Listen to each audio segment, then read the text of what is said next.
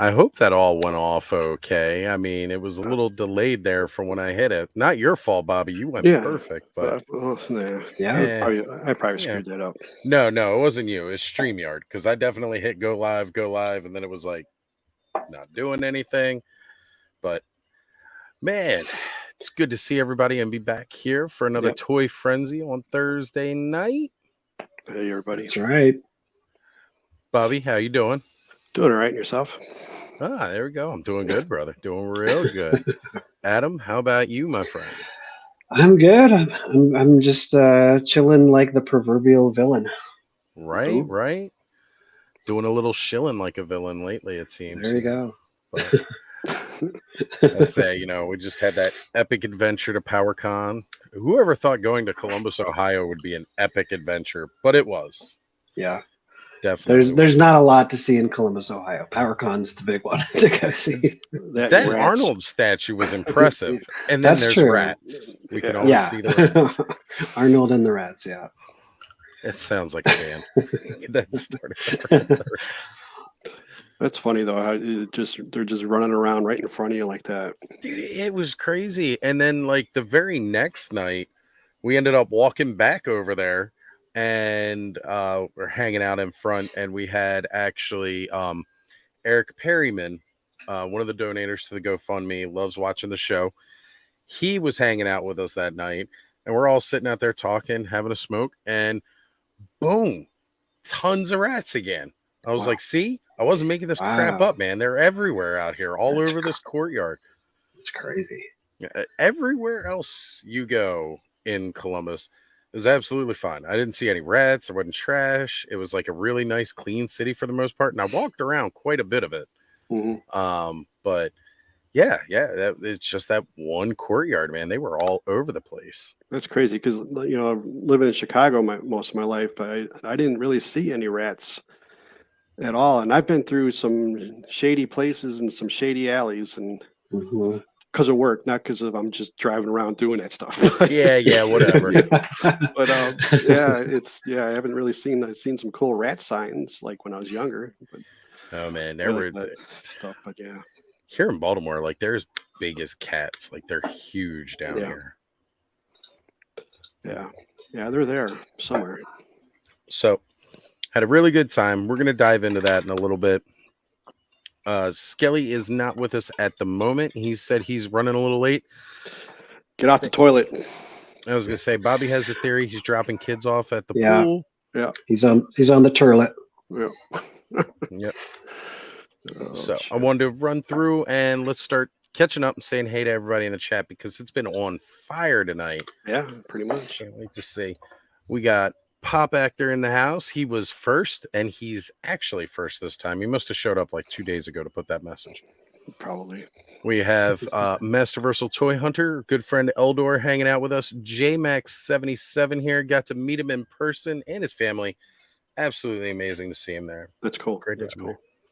And what's up, Frenzynauts, by this shady motherfucker right here. It's past 8 seconds. We're good. How did you edit yourself saying that? Oh, I just bring it up in a separate window on YouTube and put it in there so that way it doesn't come up under Skelly's name. No. I'm saying the way you said motherfucker. It's like it sounded. Oh, like, how do I do that? like That's Yeah. me. I muted. do that by my voice. That's to say, it's weird. Yeah. don't know. It sounded like it was like programmed in. Yeah. Yeah. Oh. It was just very odd. No, I've Do you like speak like that like normally? yeah, actually I do. Yeah, I definitely do. Okay. I totally self-edit myself and Wow. yeah, it's a talent. It's amazing. Thanos Copter here with us, hanging out. Nolan as well. Pop Actor's trying to serve up some McDonald's in this party, as it I don't know seems. how It's he's always gonna do that. appropriate. We got K-Roll in the house. Good to see you. Duchess of Darkness is Hey. here as well, rolling off of a great Wicked Wednesday last night. Yeah, it was awesome. Sound effects and all. Nice. Go check it out, everybody. Please get some Chilling Tales because we're coming to, it's the spooky season and we're coming up on October soon. It's the perfect time of the year to start getting ready for the creepy. All right. We got Battle Ram Blog hanging out in the chat with us as well, pulling double duty on screen Oh, that's and right. in the chat. Awesome. Ray Black is with us as well. Good to see you. Ronald Embry is here.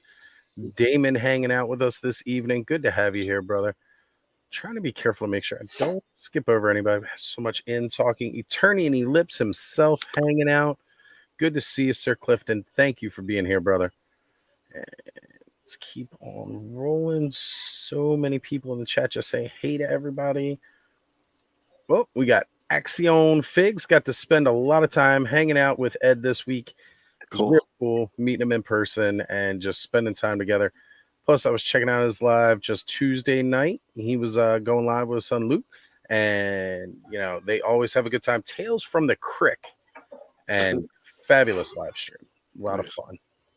He was talking a lot about everything we were doing while hanging out together. Everybody's saying nice hat. Yeah, it's the ramen toy hat. Everybody picked it up while I was out of PowerCon. Good to have it. We got Mike Fee. This guy's a champ. He came out to PowerCon to hang out with us for a while. Got a chance to meet myself and Mega J. As a matter of fact, he's even in the background of one of Mega J's videos too. Oh, cool. I got your figures. I know you messaged Skelly today. I have them on my counter in the kitchen, so I don't forget to send them out this weekend. So I get paid tomorrow, so I'll be able to send them out for you. Right. Same. I definitely got to send out some stuff as well.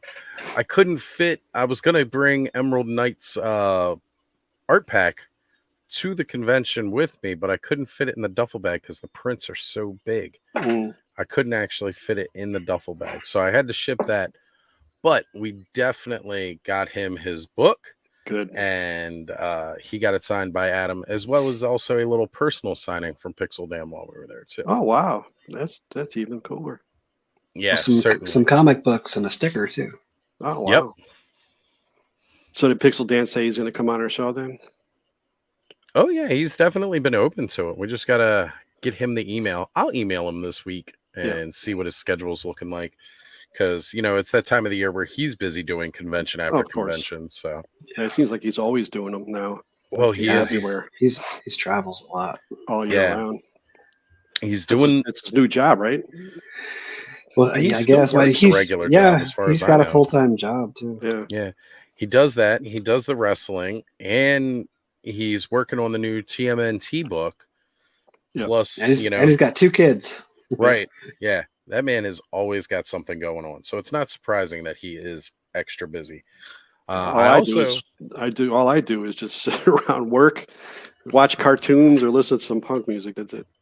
It's not a bad life. It's a simple life. It's a good life. And then chat on this shit for an hour or so every Thursday. Well, you can always come hang out more. Go live every Saturday. People don't need to see my mug every time. Almost every Saturday. Yeah. I can't say every Saturday anymore. I missed a couple. I'm sure you'll get back in the swing of things. I certainly will. Yeah, I'm definitely going to be working hard on doing that and getting back to doing some editing and stuff. I love this comment right here. They drive hot rods like Ratfink in Baltimore. He was actually from Baltimore. Ratfink, the actual rat himself. That's why he's all green. Yeah, that's a cool character. Oh, God, I loved it. Skyfall hanging out with us. Oh, Pop Actor corrected me. He said it was 5 days ago. He did it. 5 days ago? Well, for what? I'm lost. Popped in 5 days ago to put first here on there. Oh, I got you. That's why I was throwing up. I'm not paying attention. Cobweb Collector's in the house. He's been pumping out some major content on his channel. A lot of shorts, a lot of reviews. Just did Fangor today. Friggin' phenomenal. Continuing to scroll down here. Speaking of Eric Perryman, I already gave him a shout out. He is here hanging out with us this evening. Cool. Eric, it was great to meet you, and thanks for hanging out, man. It was a lot of fun. And the beautiful Dawning of a Decade joining us as well here. Thank you for being here, sweetheart. We got Aaron Payne's Toy Samples invited me to a impromptu live last night. Unfortunately, when one goes to a convention, oftentimes they get the con flu. And so on my trip back, I got really sick and I just ended up completely straining my voice and losing it on Monday, and haven't really been able to talk for the last 2 days. That's because you're sitting in the hotel room screaming your head off because all the rats biting at your feet. Look at all the rats. Actually, the hotel I had was amazing. I actually, it's funny. I went with the hotel because it was a cheaper choice, and like it was actually really luxurious and all like that. But it was like 20 minutes away from the convention, so I'm guessing that's why they had such low rates. Yeah. Wow, Skelly's pretty late. Yeah, I know. Might have to send him a gift card to Target so he could get more toilet paper. We're gonna have to send him some like Metamucil, keep him regular or something. Straining. Oh man. So Aaron's mentioning he'll pick up the slack if I can't do it. Appreciate it, brother. Always got my back on the Saturday night hangouts because we, you know, we don't. I used to think not a lot of people would show up to my show on Saturdays because, you know, it's Saturday night. Everybody goes out. And then I realized we're all in our 40s and we got too old for that shit. So. I had to read that Saturday Hangouts that is in Foghorn Leghorn voice. That's Saturday night hangout. Saturday hangouts. But that's how he says that is at the end every time. So. It is. We got Broman joining us, Mr. Fontenot on IG with those sick and twisted post-apocalyptic He-Man characters. Thank you for coming being on here, soon, bro. right, with us? Yeah, we're definitely going to be having them on again real soon. And we've got Night One, another one of the winners in the house. I got to get his mailed out to him as well, saying, I got my Fang ore yesterday. Excellent figure. I can't wait to see that. Now, I did hear I heard mention that like arms were breaking or something on it, but I haven't seen too much of that in the ones I've seen reviewed. So that's what Bud was saying. He said that he's afraid that his arm might break on the figure. So I said, if it does, just throw it in the trash and quit collecting. Well, you know, that's one way to go about doing it. Yeah. It's easy. So, I mean, I know we're still trying to kill some time for Skelly to show up tonight because he put together a lot of creative slides from the pictures that Adam and I sent over to him.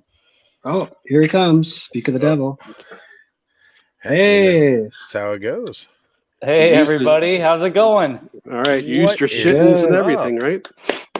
What was that? Pardon? I said you used your shittens, like those. Huh? They're cleansing gloves. You ever see those? I gotta look that up now. Oh yeah, I've got every edition of Shittens that have come out since 2012. I don't know if the product's been out that long. All it is they're just butt wipes, but they call them shittens. So it's they're hand.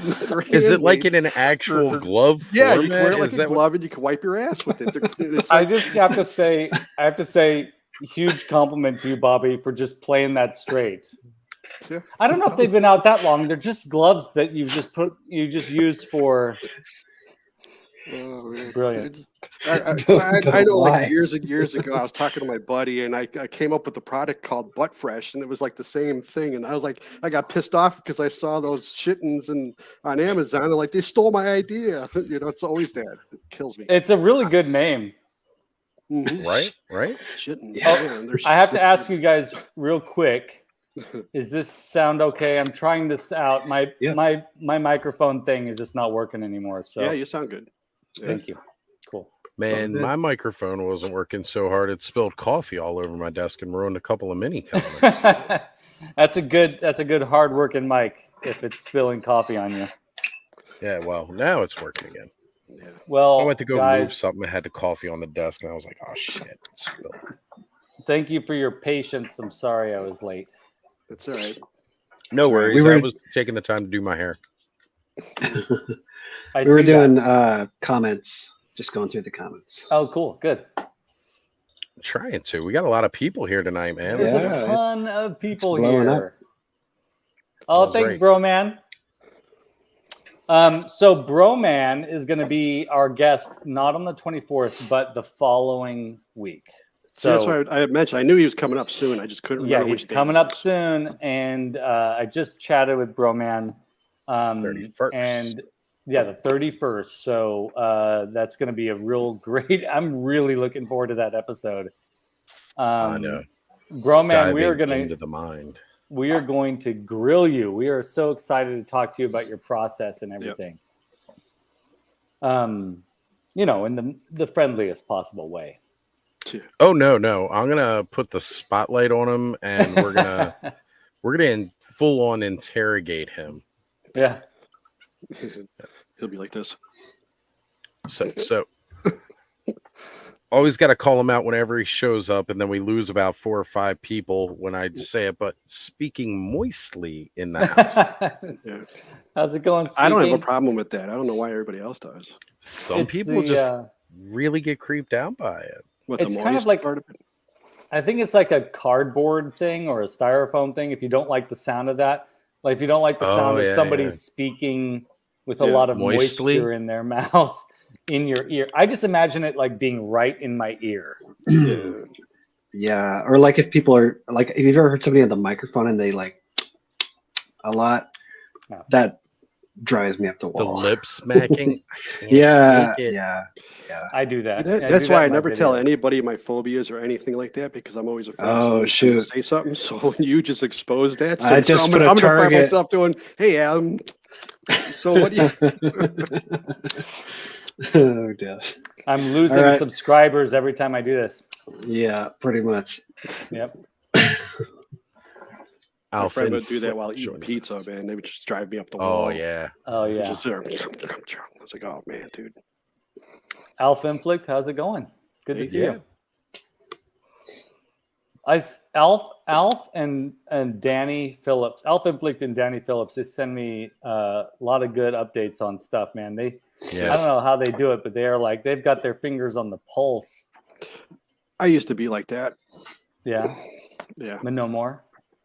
Well, I mean, I used to be like that on Twitter and stuff. I'd be on top stuff of a lot pretty quickly. Now I'm like the last one to put it out because I don't care anymore. It's just lost interest. It's not so much just like, oh, that figure's coming out. Okay, I'll post that in 3 hours. I don't care. I think what happens is we don't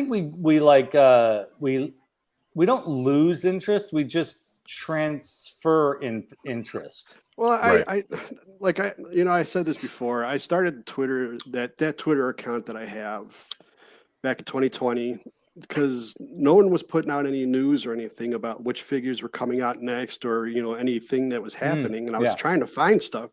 So I started doing it myself, and then I built up a following. But now everybody does it. So it's just like now I'm just that's very true.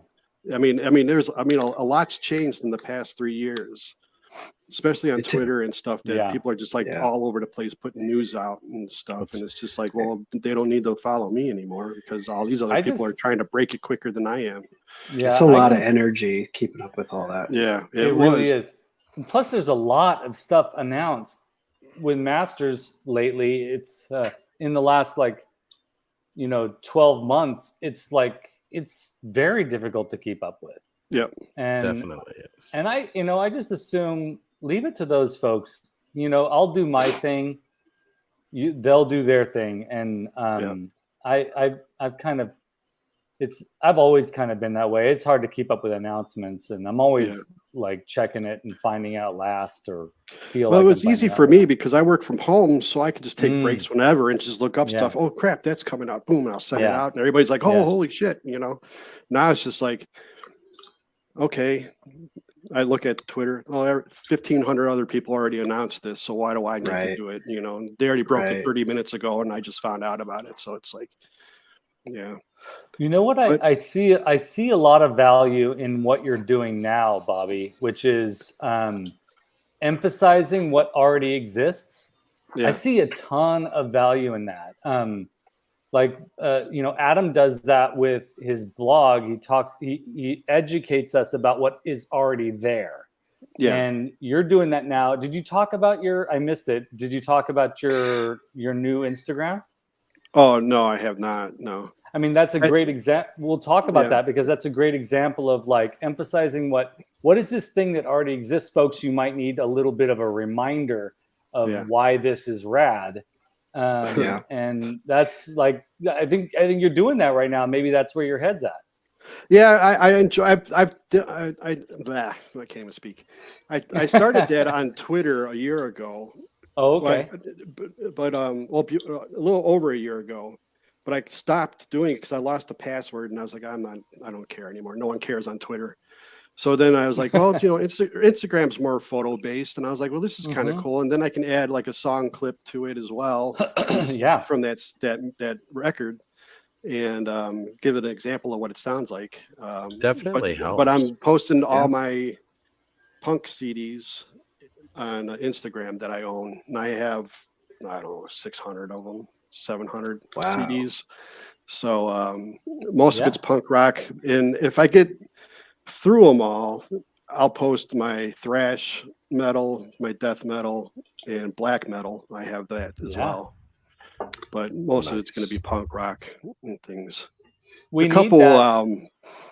I got a couple hair metal. I hate saying hair metal because I don't think Twisted Sister is hair metal, but I got a couple Motley Crues. They and have Rats hair. and They stuff have like a They lot they of do. Yeah. Yeah, they do have kind of a punk edge to them, though. Yeah, Yeah, Twisted Sister does. Yeah. Yeah. They were a lot more edgy. Like a lot of the hair metal bands were kind of, in a way, very pop.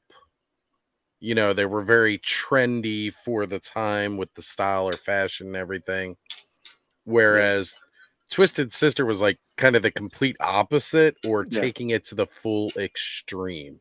Yeah. They picked off of like the New York Dolls and all that early New York, early 70s New York. Totally had a lot of glam rock to it. Yeah. Even if New York Dolls. if you study the Ramones like I do, you can hear some of the weird names that Joey Ramone went off of first, and he was kind of him. And if you see like an early photo of Johnny Ramone, he does have glitter pants on, which is kind of funny.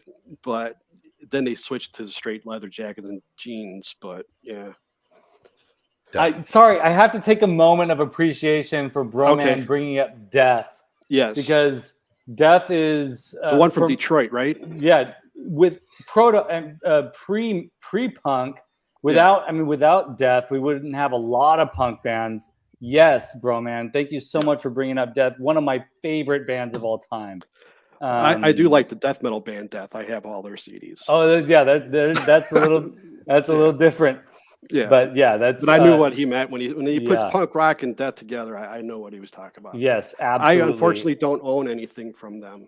Oh yeah, it's good. It's fantastic. Yeah, fantastic stuff. I'm still on the search of CDs that I don't own yet. When you posted X Los Angeles, I was like, oh, I haven't listened to that record in ages. So that's why accounts like your new one are great. And also Vintage Motu was doing it too on Instagram, at least, because I don't follow Twitter, but your Instagram posts are always most of the time emphasizing something that already exists and that we should pay attention to. And I appreciate that. We're going to enter into that era once this new wave sort of dies down a little bit. And I'm kind of like, I don't want to sound depressing or anything like that, but I'm kind of anxious for that to start. Yeah. Like, let's look back at all these amazing origins and Masterverse figures that we've gotten and take a moment to appreciate it, rather than like, what did we miss out on, or what might be coming. So yeah. Yeah, another reason why I do it too is because there's some CDs that I haven't listened to in years, so I'll pull it out and I'll post this and I'll listen to it. That's what I do. I just post what I'm listening to that day. Yeah, that's awesome. That's the way to do it. Re-experience it. Yeah, I really like when you do it in that format too, because then it's like I can listen along with Bobby's daily soundtrack kind of thing. There you go. And like I'm always like, I remember this album. I like this. That's like Skelly when he saw that when I posted Flipper, I don't know how many people. Oh my God. I was like, yes. So you're basically, what you're doing is you're posting this stuff, and at work I can type it into YouTube or whatever and listen to it. And I'm so thankful for that, because, I wouldn't have thought to listen to Flipper again. I come around to Flipper about every 5 years, listen to it again, and then I move on to something else. And you're accelerating that cycle I appreciate reminding that. us all. I didn't know you guys were doing stuff like that, so that's cool. Now Oh, you yeah, know. absolutely, And- man. I mean, you post it out there, and it's, Yeah. you know, when the house burned down, like I lost a lot of CDs and stuff like Oh, that yeah. that I just that don't have frightens anymore. me.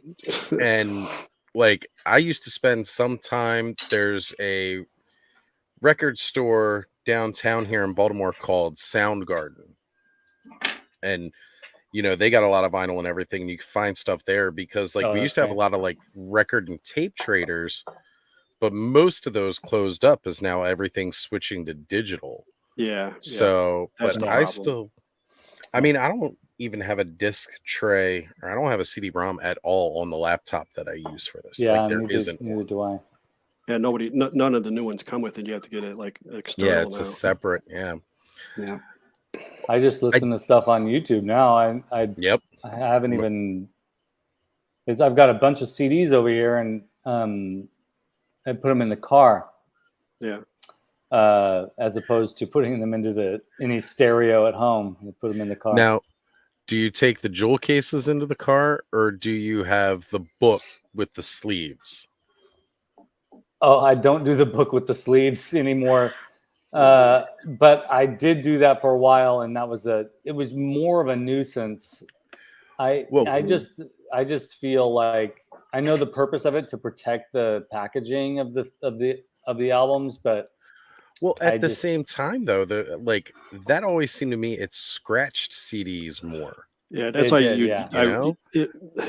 I never used it, but my brother had one. But we would burn his CDs onto one of the cheap discs, and then he could just take the crappy ones in the car. Right. Yeah. Totally did that for a lot of albums. I'm still a believer in having the actual thing in hand. Oh, buy looking it, at the artwork and all that stuff, because that's what the whole album is. Some of those albums, like the covers, the case that they came in, like Tool is especially known for it. Like it was just pure art. You know, I mean, if you guys have ever purchased a Tool album, you'll know what I'm saying. They are gorgeous. I was just thinking about this when you said that. When I look over at people and they're texting, I'm usually the dude like leafing through the CD booklet while I'm at my steering wheel. But yeah. I mean, artwork in albums is always something that I will treasure, and I don't think there are certain things that I don't think will ever really go away, and that's part of the reason why I think vinyl is coming back in such a great way. And it's huge right now. Absolutely. The artwork that coincides with the record doesn't just stand on its own. I really don't think that's the case, and it shouldn't be, because it's the whole package. Right. Yeah. I'm really excited because Danzig's putting out his first solo record. That single "Who Killed Marilyn" with Spook City USA on the back. Yeah. Yep. That Spook City USA, that's done on I have the Misfits box set, the Coffin, and it has the whole band playing that song, but I like Danzig's version better. It's spookier sounding. I did have the bootleg version of that back in the early 90s, but I'm thrilled that he's putting it out. It's coming out next month, so I can't wait. That's great. That's awesome. I didn't realize that was coming out so soon. Yeah. I got to take a moment also. Holy crap, bro, man. Leonard Nimoy's LSD hallucinating ballad of Bilbo Baggins is the precursor to Lord of the Rings and The Hobbit. I think that's hilarious. I wouldn't say it's a precursor, but I love that you're bringing up Leonard Nimoy. And Leonard Nimoy's crazy records, and also William Shatner's recorts are insane. Like those two dudes, they must have been fun to hang out with. Billy Shat. Yeah, Billy Shat. Yeah, Billy Shat. LPs do rule, bro, man. Well, guys, should we get into talking about PowerCon, because I'm really anxious to hear. First, we're going to start off with some pictures that Adam sent me, because I really want to hear about how that panel went, because I haven't yet seen any like video footage of the panel that you were on. Do you want to tell us a little bit about that? Yeah. All right. So this is Pixel Dan posted this. This was so just the name of it, I think, was like most powerful toy history in the universe. So it's me, Pixel Dan, and then Emiliano and Josh from the Power and Honor Foundation. Cool. And then you can see on the right, there's a kid. That's Josh's son, Jeremy, I think his name is. He was the moderator for the night. He did a great job. That is so great. I love that. I love the fact that, the audience took the time to recognize him as being the all-star that he was for this panel and moderating. Oz is in this picture, too. I was going to say, if you look on the far right, there I am. Yeah. So it's basically the way I kind of created I pitched this to Val at PowerCon. So my concept was, so get 4 people who do this, kind of as a second job without pay, and just kind of have a kind of like a Q&A, just to stimulate discussion. So I put together like 15 questions or so, and so we just chatted about our views on the history of He-Man, some of our experiences. And then we had questions from the audience at the end. I was actually surprised how many people showed up. I'm sure most of them were there for Dan, but I think this was also the only Motu related panel, or at least explicitly. Yep. I mean, I know there were like reveals for like Mondo did Motu reveals, right? But a lot of the other panels weren't really focused on it, so I think probably got a lot of fans of Masters came in for this one. Well, it's nice to see too the people that want to see that. Yes, it's better than an empty room. Then it means Masters is dying. I was going to say, and it filled up pretty quick in there. Yeah, that's great. I mean, plus PowerCon used to be just Masters themed, so I'm sure you still got a lot of people that go there because of that. All of its roots in history of PowerCon was like Thunder and PowerCon. It was a very Thundercats and Masters Universe oriented convention, then evolved more into just being Masters of the Universe. And then Mattel was like, yeah, we're out of here. And so now it's evolved even further. But we'll talk about that more after we talk about this amazing panel. Yeah, it was. Oh, sorry. Go ahead. No, go ahead. And I, from what I understand, this was the biggest PowerCon to date. Definitely compared to last year, it was more stuff was out on the floor. It seemed like there was more people. I don't have figures, but it did seem bigger. So, just from what I heard, it was 2 times bigger than the last year. So it literally doubled in size. That's awesome. Now, I will say part of that could also be key to the fact that last year was the first year it came back since, of course, COVID and everything. But even then, like, still, for this to be 2 times bigger than it was last year, that is a lot of people. And I got to tell you, being as introverted and socially anxious as I can be. I mean, again, you guys don't get that a lot on here, but I'm sitting behind the safety of a screen, so it's very easy to be social. Even this, though, it takes a lot out after doing. You're just saying that because you went around and grabbed everybody's ass while you're walking past. Look, he grabbed my ass. I totally, when I went in for the hug with Adam, I cupped cheeks several times. Yeah, nice. It's a new way of greeting things. That's right. He was a gentleman about it. It's okay. I was.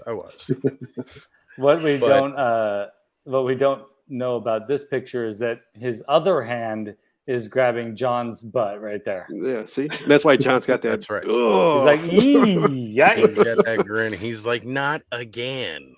Yeah. you saw Oz's face there. He's like, hell yeah. There's Oz. See Oz in this picture too?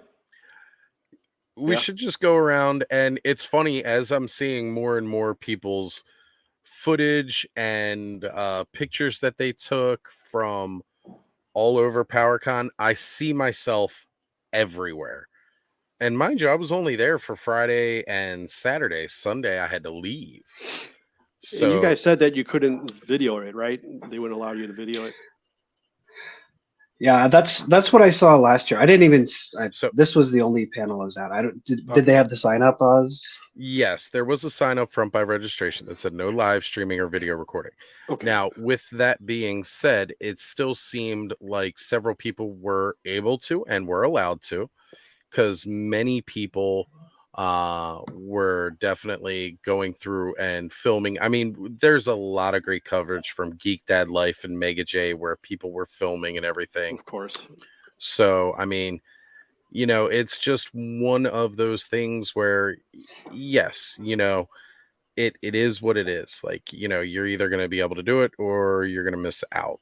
So definitely take your chances. The most they can do is tell you no.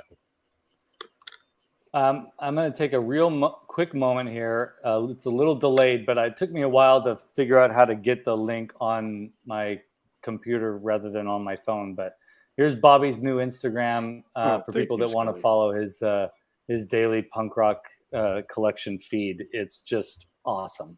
Only follow if it interests you. Don't follow just to follow it. Right. That's yes. That rule should be across the board, right? You know that well, really I've lost like 4 followers because you know how because I'm a new account, it probably pops up and people, oh, if I follow him, he'll follow me back, and then I'll just delete him later. You know, at least I keep my follower count. I don't play that stupid fucking game on Instagram or anywhere. Here's my thoughts on that. Folks, I feel sorry for you if that's how you play your social media game. You know, I've had actually there's a major Motu guy who did that with me on Twitter. He followed me and I followed him back, and then he unfollowed me.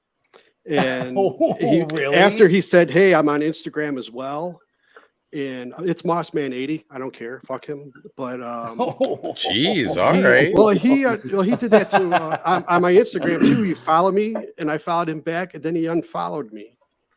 So I'm like, oh man, that's rough. I'm unfollowing you. You know, that's not how we should play do stupid this, games folks. like that. You know, we should really be about building a community, not not isolating people from the community and just gaining numbers. Really, folks, if you're follow it if you're interested in it. Exactly. Don't follow it and to gain. I hate the social media stuff like that. I mean, if you look at like my Twitter account, I'm only following like 120 something accounts because I want to, but I have like almost 3,700 followers. So, I mean, I don't follow to follow. So, and I'm not doing that to just be an asshole or nothing like that. But I just believe that if I'm interested in, I'll follow it. If I don't follow it, I don't follow it. But don't follow me to get a follow. Well, that's what I'm saying. I do want to sort of say, like, not to point fingers at anybody too much, but folks, if you're out there and you're doing that and you're out there to gain popularity, remember that that's not the best approach to this. The best approach to this is to have fun and to enjoy what you're doing. I can't say that enough. I lose subscribers on this channel all the time, probably because they subscribe because they think it's interesting, and then they lose interest after a while or whatever, or I don't subscribe to them right away back. But this is not how it works, folks. What really works best in these types of scenarios is enjoying what you're doing. Don't have unrealistic expectations of others, and just be friendly. Like that's all you have to do. Those rules, folks, are not difficult to follow, and they actually will reduce the amount of stress in your life substantially. I really don't care about numbers at all. I just do it because I enjoy doing it. I like to celebrate numbers because it means that this is something blowing my mind right now. I do too. Yeah. Like when I reached like 3,500, I was like, oh my God, I can't believe 3,500 people follow, even though probably like 1,500 of it's like porn accounts or something. You know? I try and make sure that that's not happening. I always like delete and block those accounts. Me too. Thank you. I don't like those being in there. I don't either. It feels weird, and you can always tell in any kind of bot that I notice. Suspicious account. But and they're probably just gonna spam your connections. Exactly. And so I try to block them right away. But the truth is, Bobby, that story is so familiar to me, and that's so depressing, to be honest with you. It's like we're out here to share our enjoyment of this stuff, and to have that to be taken advantage of, or to not be appreciated for what you really do. That's really depressing. So I'm sorry. It's like, well, no, I don't care about that. It's like Facebook. You know, I had friends. When I used to be on Facebook, I had 17 friends, but that's because they were my friends. And I look at one of my friends' count; he's got like 1,300, and I was like, so everybody that you ever met in your freaking life, you friended on, even though you don't talk to them. I was like, that it's so stupid. Well, like, I could care less. You know, I'm okay I would with talk to someone for 25 years. You think I'm going to talk to him again? No. As me, as Ronald Zarigian, that's how I treat my life. As Skele Vader, I'm okay. I will welcome you in, and I'll even follow you back. But if you get weird, sorry, I'm gonna leave you behind, pal. I'm sorry, I can't do it. But because I just don't, at 46 years old, I don't have the patience or the energy to respond or deal with that. Yeah, I just turned 50, and I'm just like, you know what? I don't care. Yeah. Little known fact, Skele was about to ban me from his thing when I was joining chatting with him. That's a joke. Never, not even close. You were a straight shooter right from the beginning, Oz. And I didn't notice anything weird coming from you until we started talking. Yeah, and then it was like, oh god, what did I do? No. Anyways, we're yeah. I'm sorry about the rant. I didn't mean we went off on a tangent. we get preachy with our values and our morals, but let's get back to what only weekly weirdos allowed. That's hilarious, J-Mac. Yeah, you're all weekly weirdos, and I love you all. The next picture is another picture. This is great. Yeah, this was really, really cool. Yeah, tell us about this. So Josh, he had a few original pieces of concept art. That one in particular is one of the many Eternia concept art pieces. So those actually came from Motu Joe, who was also, if you know him, he was at the convention. So he let them sort of the Power and Honor Foundation, they're actually going to scan all of his stuff. If you follow him on Facebook, he's got a lot of stuff that he's acquired recently from a former Mattel guy. Yeah, it's amazing. Who is this again? I'm sorry. Motu Joe. Oh yeah. He's helping curate this collection. I was talking to him about it after the panel. He's helping go ahead and catalog everything that's there. And quite a lot of it is going to be up for sale at auction later this year. Nice. Yep. It's awesome. Pretty cool. That those guys do that. Yeah. Stuff like that, you know. Yeah. That is like, excites me. Yeah. You know, I've always been like really into like archaeology per se, or history in a lot of ways, like especially when it comes to like Egypt. I just had an image of Oz dressed as Indiana Jones pulling out like a motive framed picture out of the ground or something. Pulling out a whip, but it's not like a real whip. It's like one of those cheesy whips you get at like a carnival or something. Yeah. And meanwhile, my face is melting off in the background. Yeah. But like, you know, discovering little treasures like these, especially from, you know, collections like this, where it's former Mattel executives that have had this stuff just sitting around, you know, and getting a chance to see it, like hearing the different stories from the panel too about interactions they've had with everybody over the years was phenomenal for me. Yeah. So I wouldn't know how to approach people like that. You know, like what, like Adam, you do that. I mean, how do you start doing that? I would say, like, if I tried reaching out to somebody, they'd be blowing me off because, who the hell is this guy? You right. So guys like Josh and Emiliano and Pixel Dan and Motu Joe, their approach is a little different. Like they'll actually go out and fly out and see these people and like interview them in person, and which is a great way if you want to actually, like, you know, buy some of their stuff too, if they've got anything they want to sell you. Mine has been just like, I find them like on social media, or I get a contact from somebody. And usually like I'll either leave, but it's kind of like when you talk to me, like, what's my reason? Why would you want to talk to me? So when I first started, it was just like, I've got this little blog. It was when it was just starting up. I started with Ted Mayer. Ted's a sweetheart. He'll talk to any fan. But once I had that interview, I published it. Then that was my in to Mark Taylor, because Mark and Ted are really good friends, or Mark was, when he was with us. So that led to that. And then I kind of just built up, like, okay, I've done these interviews now, so now I've got a good excuse. I'm talking to Rudy Obrero or whoever. I can just play back. So like, you kind of build on what you're doing. I'm getting nervous right now just thinking about talking to Rudy Obrero, man.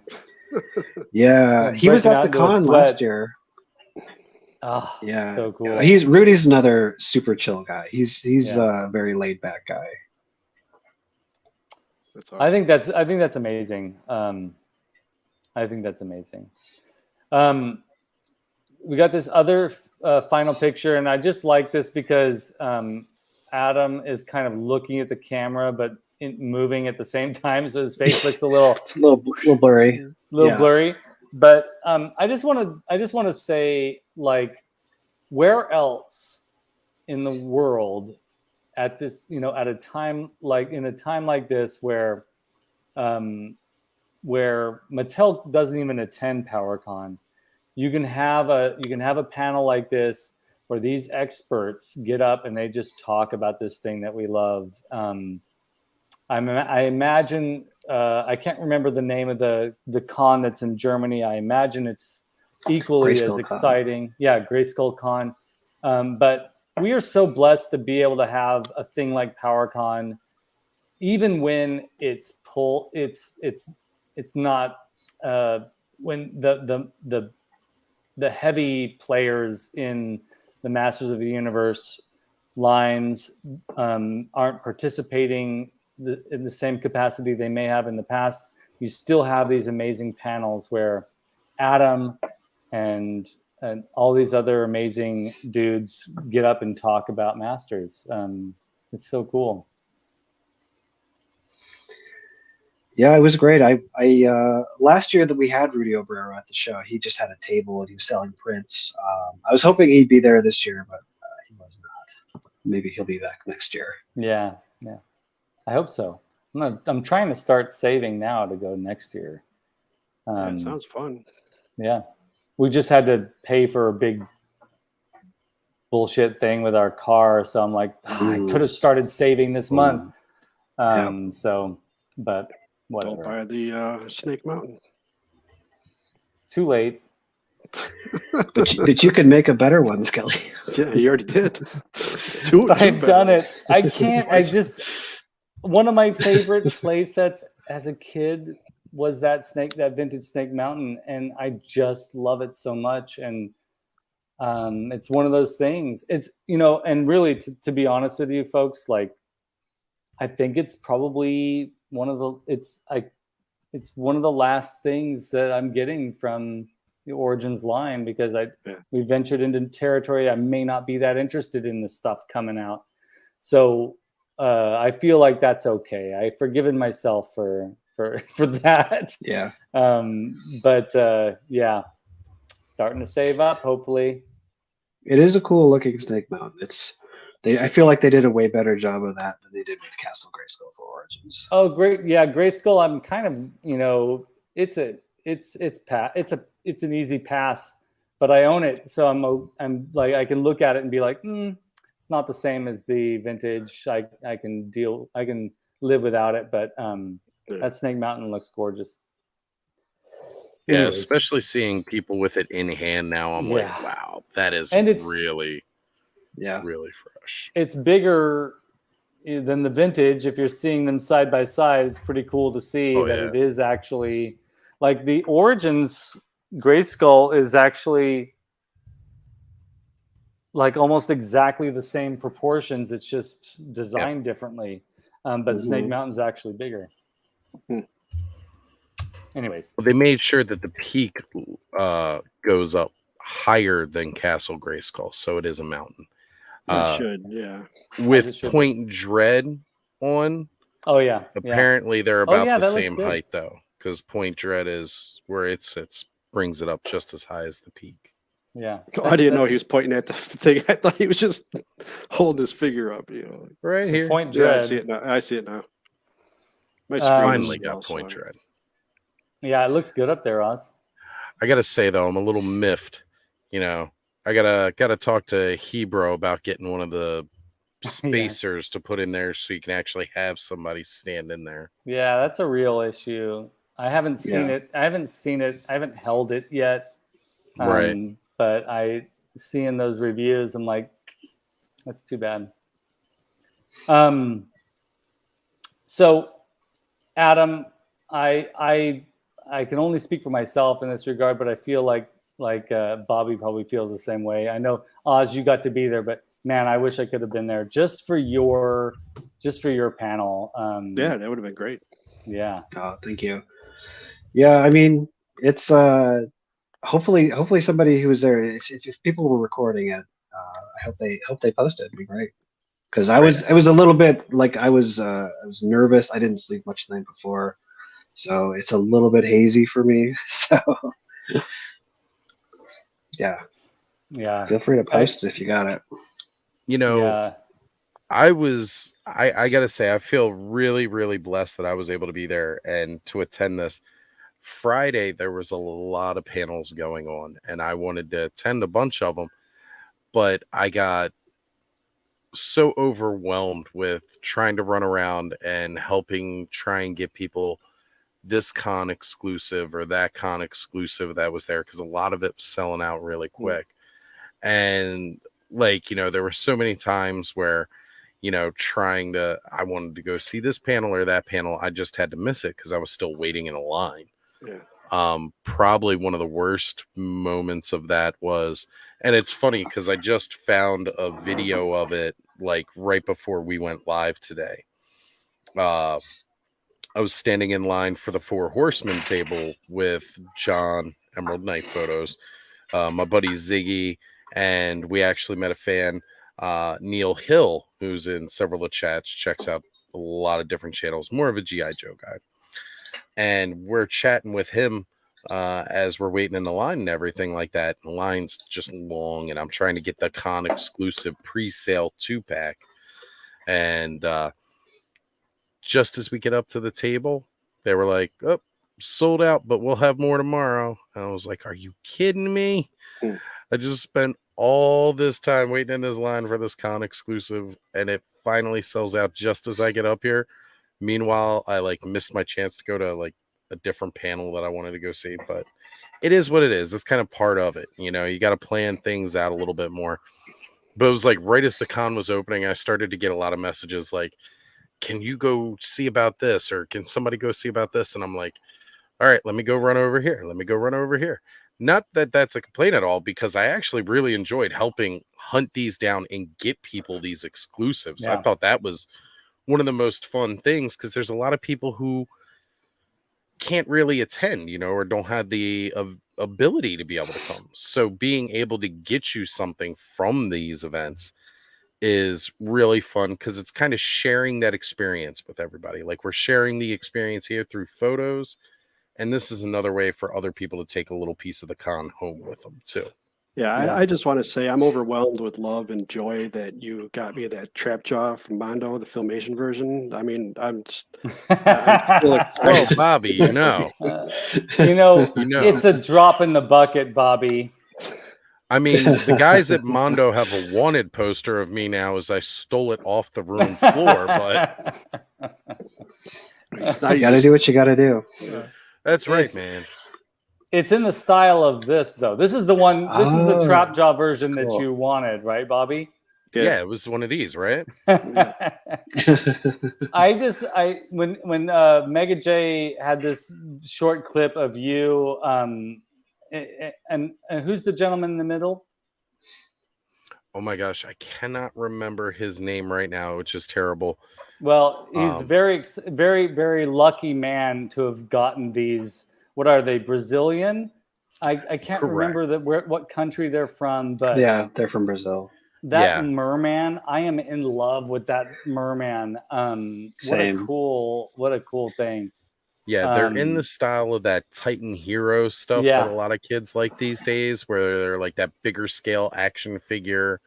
And I remember when they announced these, I thought it was really cool, but then they were like going to be exclusive, like you couldn't get them. Yeah. So this guy, he's more of a fan of Mega J's channel. I don't even think he actually knew who I was.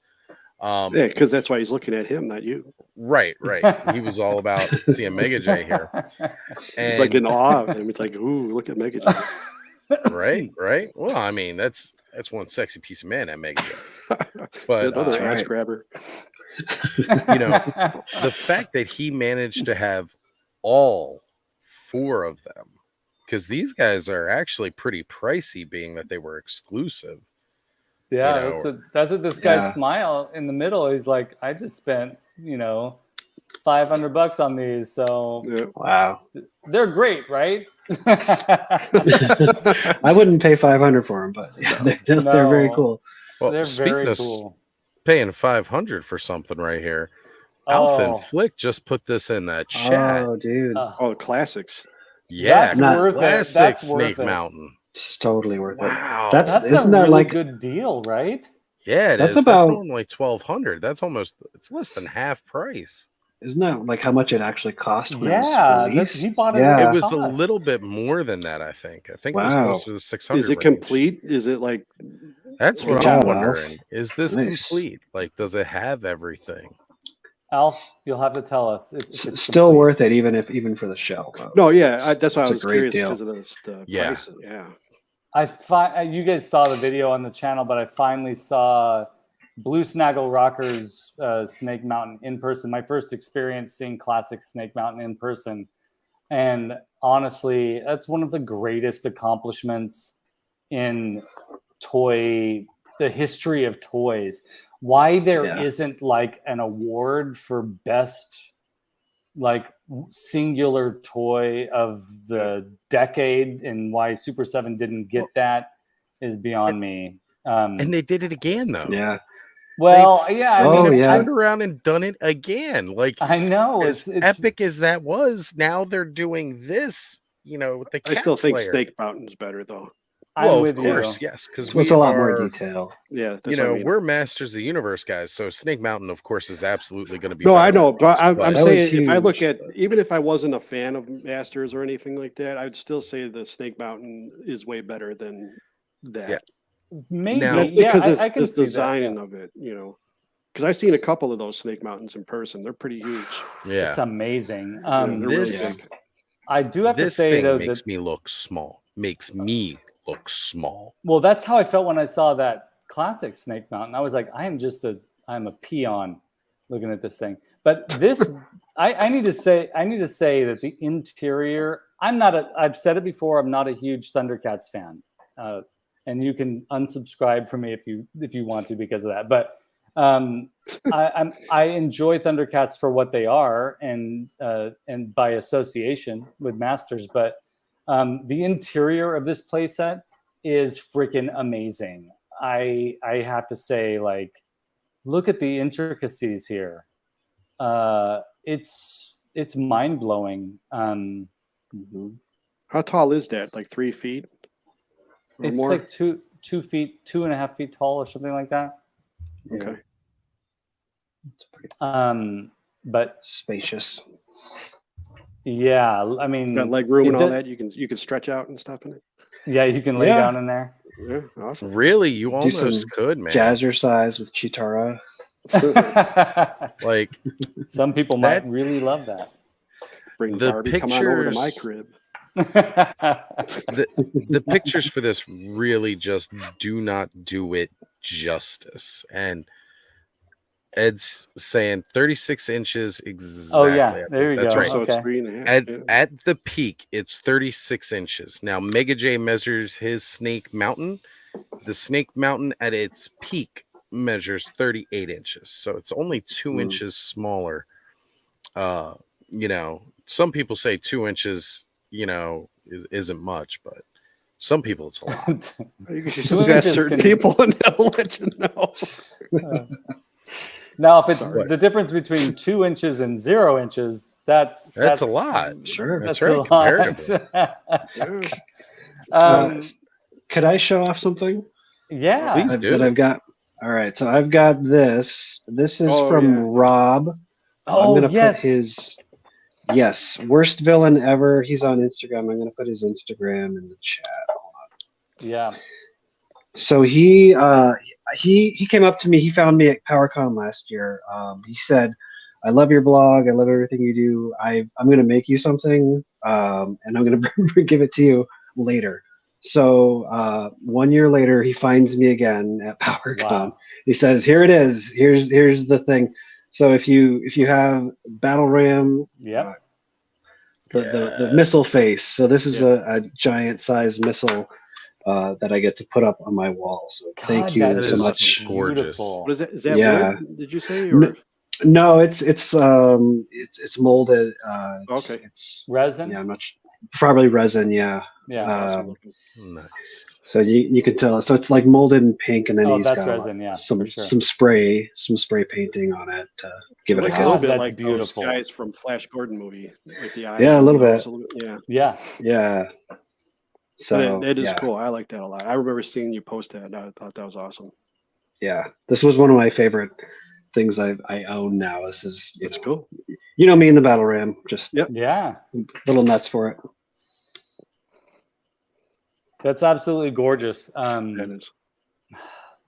I saw you post that on Instagram, and I just immediately was floored.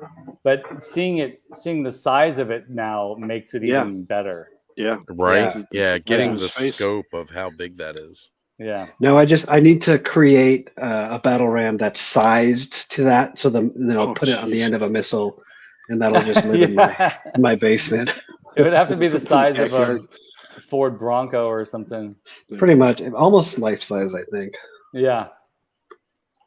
Well, Oz, you got a bunch of pictures from John, Emerald Knight Photos, and you sent them over to me. And I got them I got off of work, I got home, and I threw them together in this slideshow. I thought I was gonna 4 die. emails. Actually, there was like 200 pictures. I'm just kidding, but it was I was like, okay, we can do this. I was psyching myself up, but I'm so glad that you got all these pictures from John. And John, Emerald Knight Photos, these pictures are gorgeous. Even though they're just like PowerCon photos, I was looking at the clarity of these pictures. They're great. So yeah, the Mondo reveals, we'll start off with those maybe. Sure. I mean, these. Yeah, I this isn't tried a to reveal, group but- them Yeah. together as much as I could per email, and there's a couple of extras thrown in there. You guys go ahead and discuss this a little bit real quick. I do want to go grab another cup of coffee. Yeah. But I gotta say, Pee break. I've seen, seeing pictures for a year now for this Battle Cat in person, it's a whole different thing. Yeah. Yeah. I This can imagine. is a grail piece wholeheartedly. If you've got the money and you can afford one of these things, by all means get it, because It's you're not sold out. This version I believe is, but I Okay. think there was something that they mentioned about a basic version. But Oh, because there's like a less heads. deluxe and a basic, right? You're not going to get like the little cringer and the cringer Right. face, but really this thing is like, it almost made me want to go all in on some Mondo stuff. I almost stole this off the floor, but I had to save room for Bobby's trap jaw in my bag. So Well, I appreciate that. You could have just put the little baby cringer in the top of your cap between the right, head. yeah, and, definitely. Just pop it underneath the ramen soy. So, and I should mention, so all of these new Mondos, those are designed by Emiliano, who was on the panel. Oh yeah, So yep, that's fantastic. Emiliano's getting a chance. Like to 1/6 shooter meet says, him. I was going to ask this myself. Were they selling this, or are they just showing it off just to show it off? I guess they were selling it. They were Really? definitely selling at the okay. con. And for those of you who don't notice, 1/6 shooter is Trevor. He is the actual photographer for the Four Horsemen. Does all their promo shots for nice. doing everything. I actually had a chance to sit down and hang out with Trevor for a bit this weekend, which was really awesome. So thank you for being here. Yeah, I was going to bring that up later. I wanted to talk to you guys about meeting everybody, so we'll discuss that later. Definitely. All right, I'll be right back, folks. All right. Skelly. Yes, Bobby. No, go ahead. The baby cringer is just like stole my heart. Honestly, I'm gonna be brutal here. I could care less about anything else that I'm looking at, but that baby cringer, just like that is beautiful. You don't like that guy in the back there with the black shirt? Yeah, could care less about that guy going like this. He's slapping his face right now. I actually, you know what he's looking at is that freaking flocked panther right now, and he's just like in awe. But one of my biggest regrets from missing out in the classics line is the cringer that came with Queen Marlena. And you try and look that up and try and see how much it is. It's way too pricey, but this cringer is just gorgeous. But I mean, Mondo's just doing amazing stuff. Look at that. I prefer the traditional helmet here for Battle Cat, but yeah, me too. It's just so cool. Compared to when they first came out with like Man at Arms and Merman, I wasn't too impressed. Yeah, but now with the newer, since they started up again, like with He-Man and all of them, they've really made them look really good. All of the I'm with you 100%. It's like the sort of the progression we've seen with Masterverse. We're seeing with Mondo that I'm still on the fence with Beastman's face for some reason. I just can't get it. I don't know what it is that I don't like about it. My friend. I was down the same. below. Yeah, there's others. I was kind of the same until I saw it in person. It's different. Yeah. In person. Yeah, it's just something. I don't know what it is. Well, I don't know. Like his beard's like a bunch of worms. I can't. I don't know. Yeah, I can see that. But if you look down below, you've got this. So one thing that I've noticed that hasn't quite worked with Mondo is the inclusion of a vintage style head sculpt, like the vintage style head sculpt that we've seen of Skeletor and of He-Man in Mondo scale doesn't quite look right. It doesn't. They don't have to do that. Yeah, but I don't care about that so much. But if you look down at this Beastman, the one that does look good. Yeah, that's not the one with his mouth open, but more with the hole in his mouth. Yeah, the one that's based more on the original action figure. Yeah, I could get behind that. Yeah, it's not as squiggly looking. Yeah, yeah, and it's got sort of it's the more vintage style, but also without it looking too toy-like. I'm stoked. Like this Beastman, I am just like. Now that I've seen those, I don't think I've ever seen the other heads before. But this is our first time. Now that there's an option, yeah, this is my first time seeing the action figure style head sculpt. When does that one go up anyway? Do you know? Like, does it say like a quarter or whatever? Like, is it next year or? I think it's fairly soon. I think it's September. Oh, is it really that quick? Okay. Which sucks. Like that, I'm not prepared for this. Like I missed out on that Filmation trap jaw, the one that Oz was supposed to get me. But I need to say, I know the one Oz stole for you. I need to say that I think I kind of prefer this more battle worn traditional toy color trap jaw than the no, I do too, but colors.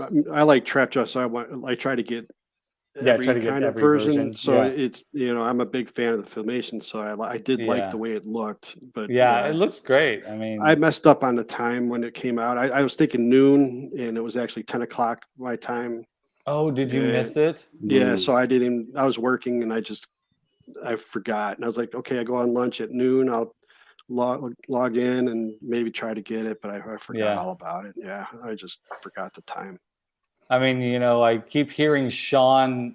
We miss you, Shawn, by the way. Yeah. Sorry you're not here tonight, but I keep hearing Shawn say what's the name of that credit company that he's an avid supporter of? Skavarna. I don't remember. Varna. It's the name of the credit company is like Varna or something like that. Yeah. I can't remember. Oz, you probably remember. What's the name of the the credit company that can let you make payments on your Mondo figure. Shawn Scavarna always talks ShopPay? about it. No. Is that it? Because I know that's one of them. I mean, there's a couple of different ones that you can use through. It starts that. with a V. Anyways, I just keep thinking of him like, is that a bad influence voice in my head saying, yeah, you can go ahead and get it and just pay it off in payments? That's the American way. That's right. It's America. Go into debt. That's right. Go into debt. But yeah, this Beastman's beautiful. This Trapjaw's great. The Filmation style coloring. Thank goodness, Bobby, that Oz stole it for you, because now you have it. Now you have it. Yeah, I wish. Okay. Oh, here's the closer. Oh, yeah, closer up that does image. look good. Yeah. See, I do like that. I love that scowling Okay, well, face now- look, like that angry beast man. Yeah, That's how I'm Skelly more... looked earlier before he showed up on the episode. That's right. I had to calm myself down. This is the face I made when Oz sent me 200 photos for tonight. Yeah. That's why you had to take a stress shit. I did. But I just want to point out one of the thing that makes the head on, Klarna. Thank you, Honor you. Klarna, this Klarna Scavarna. The thing that makes the head on the right for me work better is that it's reminiscent of the vintage figure, but also look at the eyes compared to the one on the left. The eyes on the right, they look real. I mean, that's amazing. Yeah, and it's nice because on the older Mondo figures, they would have the vintage style stuff, but it looked very toy-like. It wasn't. Yeah. It didn't have the detail, so it didn't fit very well. But this does. Yeah, that's why I like that. I don't, like I said, they don't have to be exact toy versions, but that other face that they showed originally, there's something about the beard that I don't like. But I just, the proportions are about the same, right? But maybe the Beastman's bigger. But I can't wait. You got the big one. That's right. Yeah, I wanted to get that one. Yeah. It'll be this guy's one of my favorite possessions. But it would be so great to see what he would look like next to that. Man, it's 12 inches, right? Yep. 12 inches. But I think the Beastman's supposed to be taller. Is it? This one, the Mondo one, yeah. He is scaled. So one thing, he's bigger. One thing that I've learned from talking with Ace, like we all talk about like 12-inch or 6-inch figures and stuff like that. Mm-hmm. But they actually do things in a scale.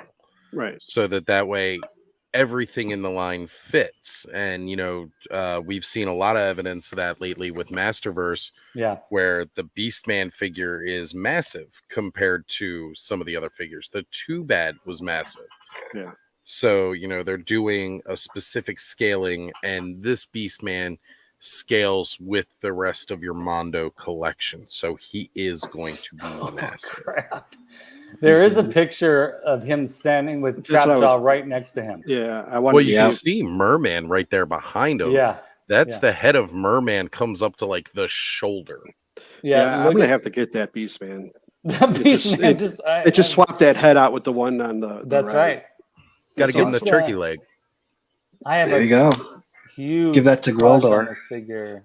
Well, that's the photo I always put out for Thanksgiving on Twitter. It says Happy Thanksgiving. It's got Beastman and he's chomping on the leg. That's awesome. I love that they included stuff like that too. Yeah. I'm gonna skip ahead to this image of this. The Skeletor that's coming out is just beautiful. It's cool. Yeah. It's so good. I mean, it's perfect. It's just too much, man. It's so delicious. I don't know how to explain it, but it's like Hostess Ding Dongs. It's like a Hostess Ding Dong made by like a Michelin star, like 5-star Michelin chef. A Hostess Ding Dong made by some amazing chef. There's the Filmation color Trapjaw. See how cool that is? Yeah. Just before Oz stole it. This was all of 5 seconds before this mysteriously disappeared from the table along with Scareglow. I wish I could have got that one. Yeah. Oh man, that's rough. Yeah. Well, now I'm you know, missing they two. didn't. It wasn't something that was known was coming really, Right. like up until, and it was like, wow, kind of, for people looking for that something that's that much more niche, this Yeah. is really great. It's a shame that it wasn't more readily available for so many people, but it is a gorgeous, gorgeous. Maybe looking figure. maybe Mondo will bring it back. Maybe there'll be high enough demand that they'll bring it And back. maybe they'll into give the you a fold. scaled down version where it doesn't have as many accessories or something. Right. Yeah. I don't know. Who That'd be knows? cool. We'll see. I mean, I could do without the. I would prefer the head that's on this display figure. Yeah. The more filmation style head. Yeah. But man, dang. And then seeing him next to McCready with the thing, like Awesome. it's so good, right? And the detail on the thing too, like the actual creature itself was just mind-blowing. Like that's they my favorite look. scene from that movie is that. Well, which morphation of it? Because like it went through so many different This forms. one, the head with the spider legs, like yeah, the best. And then they live. We've got Roddy Piper. Right? I can't wait for the Keith David figure. Yeah, right? Totally. And then here's the beautiful Flock Panther. This, I think, was probably one of the most mind-blowing parts of the show. Yeah, that went all over the place. Everybody was talking about that one. Beautiful. For me, for a big detailed figure, I actually kind of prefer without the flock. I do like flocking on like the vintage Panther, but I just like to see the sculpted stuff better than kind of the flock.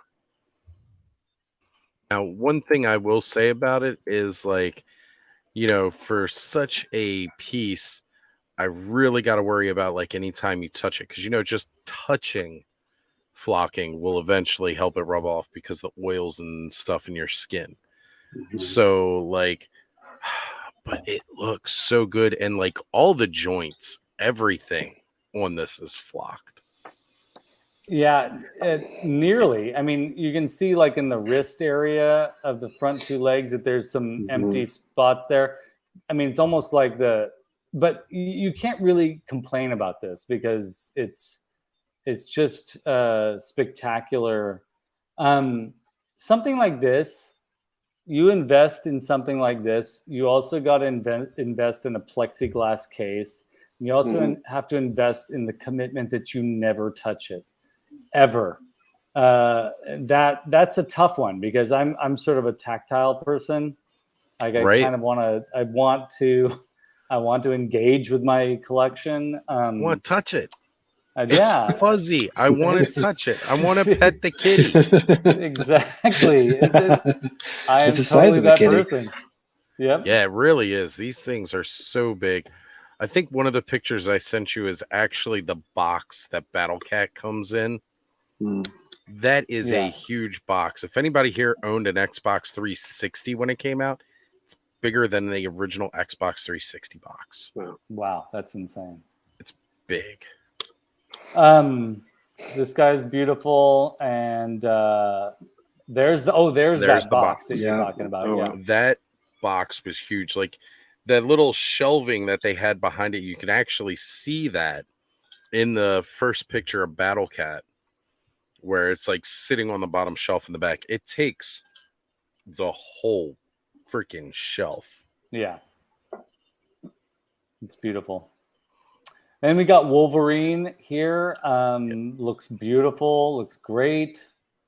Well, their whole like X-Men cartoon styled X-Men that they have going on. I mean, this Wolverine's a different one. But like that Sabretooth figure that's in the next slide over, that Gambit, all of Mondo's X-Men stuff is phenomenal. And we talk about how big that Beastman figure is. That's kind of the same thing with this Sabretooth figure. Yeah. It's like, I've seen the pictures before, but actually seeing these guys in person, like the pictures do not do it justice. Sometimes I like to see these things like with someone's holding it, so I can actually see. I mean, you can always say, okay, it's 12 inches. I'm like, okay, I see that, but I want to see someone hold it. Yeah, because then you really get to see, the size. 100%. Batman the Animated Series. I'm a huge fan of that cartoon. Seeing these is wonderful. Just I'm looking at these and I'm like, what other stuff can these companies make to make me hungry for toys?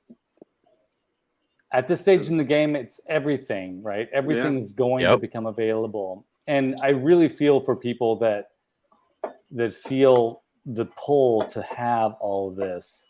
I feel for you, my friends. Out there that feel that way, yeah. And that's rough. That Joker is amazing. That's a very tempting action figure for me. I love in the Harley Quinn. She comes with her hyenas, which was that what they are? I thought they were rats. They look like the rats in Ohio. They look like that. Yeah, that's right. That's the original Harley Quinn, right? That's the reason why Harley Quinn is popular now.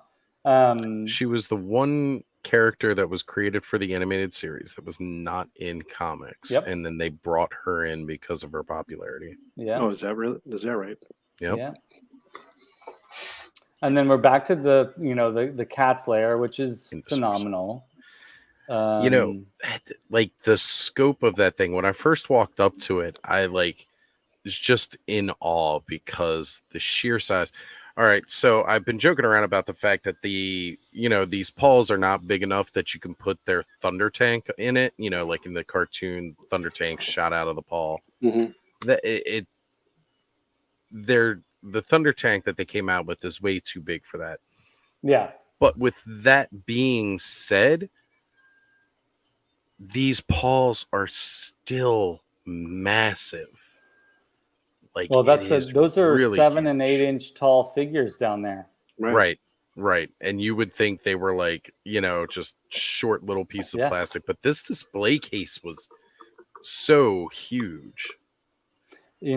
I've worked with display cases this big in previous lines of work, and the plexiglass case, folks, is near $600 itself. So that's pretty awesome. This is another thing that as a collector, you got to have a room for it. You got to, you can't just have a shelf of toys and throw this on the top of it. Like, you got to have a room for it. But I think I've been thinking about this a lot. This would look really good with the Origins Eternia playset right next to it.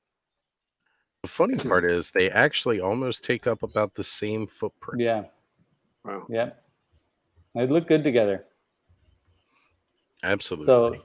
So John, Emerald Knight Photos, there's your assignment for amazing toy photography with those two play sets. Yeah, Honor You. I think Honor You is you are in many ways preaching to the choir, my friend. It is definitely. It's hard. It's hard. Figuring all that out and how to make it work is a real difficult endeavor. And so, yeah, we feel for you. We've all been there, right, guys? Yep. I'm there this week. Yeah, exactly. Yeah, I'm there right now. Right. Yeah, that's why I haven't really bought anything this year. Yeah, there are sometimes you just have to be like, you know what, I can't. I bought a couple figures. I've got those Dungeons and Dragons, but I think that's the last toys I bought. Yep. Yeah, that's from. That was the last thing you showed us. Yeah. And one of those I got free because I had Amazon points.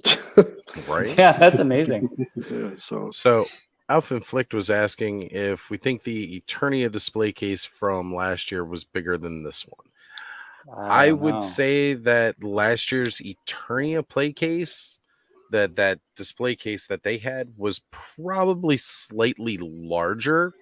Because, like I said, they Well, they had take a up lot about more the in there. same, Yeah, right? it They was a take big up about the scene in same there. footprint, but they also had a lot more going on. I think it would be a little bit larger, especially on the height portion of it too, because you had a lot of space above Eternia, because they had the ships flying around up there and everything. Well, mostly they had the attorney in the middle, and they had everything surrounding it, yeah. Yeah. And behind it and on it, and God, that's still such a gorgeous display. So JMac is pointing out that this is one thing they went over, that you can remove those paws because they are huge, so that it's easier to store. So that way, like, it's about 36 inches deep with the paws on. So you can take about like a foot and a half off by removing the paws alone. Okay. That's cool. It's like with Eternia, you can take apart the towers and display it differently with the circular. Right. You don't need transport. the track going around it. You can actually minimize it. You can take the towers off so that they can do their own thing. These G.I. Joe cartoon figures are beautiful. Zartan's amazing. Yeah, he is. What a tempting figure this is.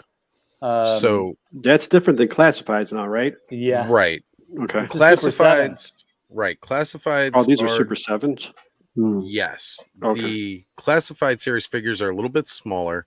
These are a little bit larger, but Super 7 is doing ultimates, and the only way they're putting them out is because they are doing the Sunbow animated series style versus like what Classified is doing, where they're doing like, well, kind of like new designs as well as like retro designs for the old toys. Yeah, I remember seeing the Major Blood, and I didn't like that one. Right. Ultimates is just doing the animated series style. Yeah, but then again, Super 7's so damn expensive. They do tend to be a bit pricey, and like I said, these are scaled a little bit larger than Classified too. So yeah, they're more like classics, like He-Man. A little bit taller. The Zartan would look really good next to the Club Grayskull Filmation figures.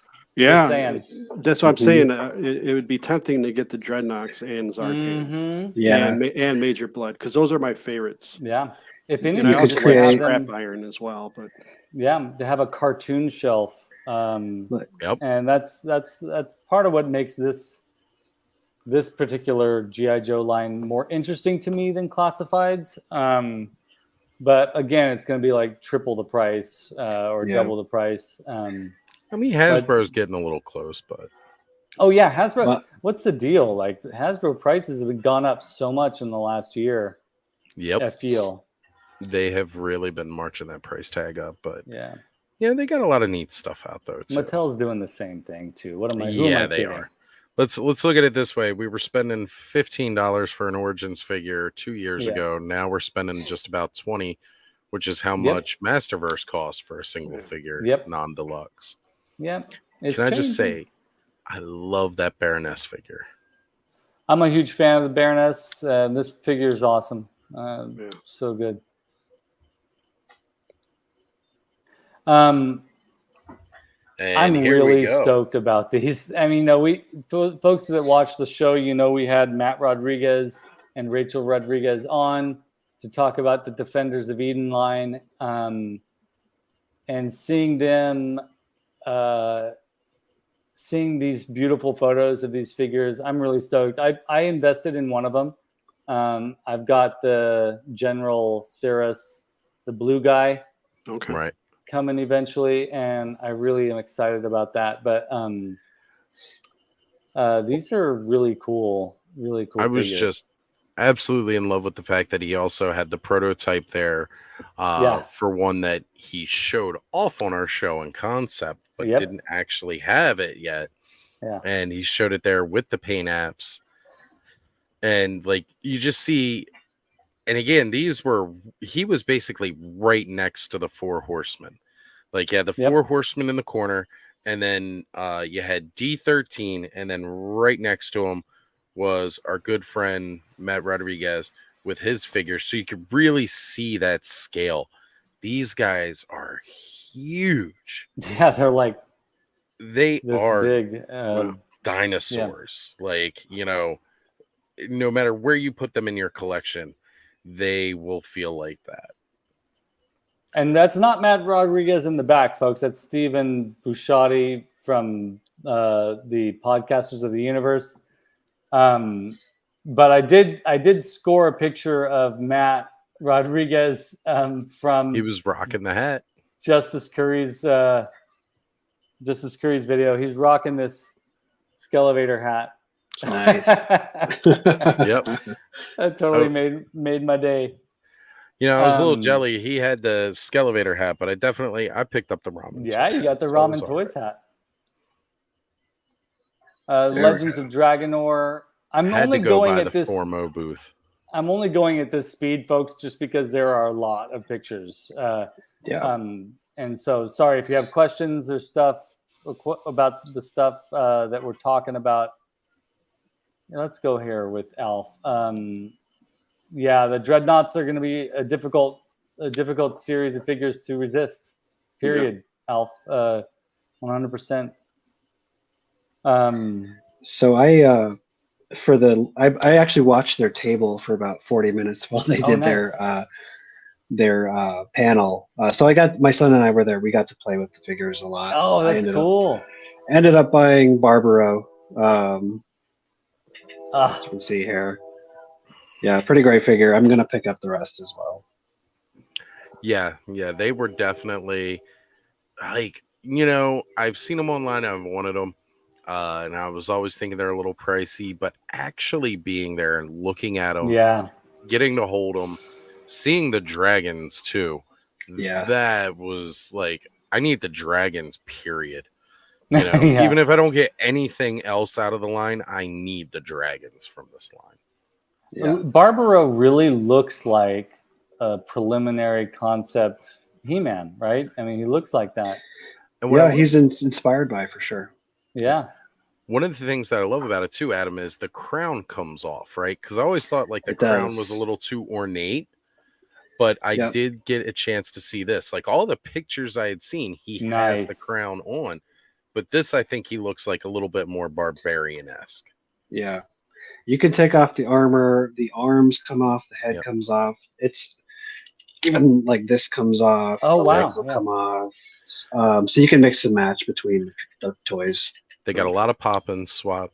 Well, because the idea is that like they eventually assemble this armor, that you see here front and center. So like Barbaro may have the arm piece, which I believe one of the pictures, it may not be on here, where they were showing that, where you can take off the different pieces and put them on there. That was the con exclusive 3-pack. So they had slightly alternate colors, and they were showing off Wave 2, where again, they have these alternate colored versions of most of the Wave 1 figures. And then you also have new figures that they showed off too. But this here was the con exclusive. Yeah.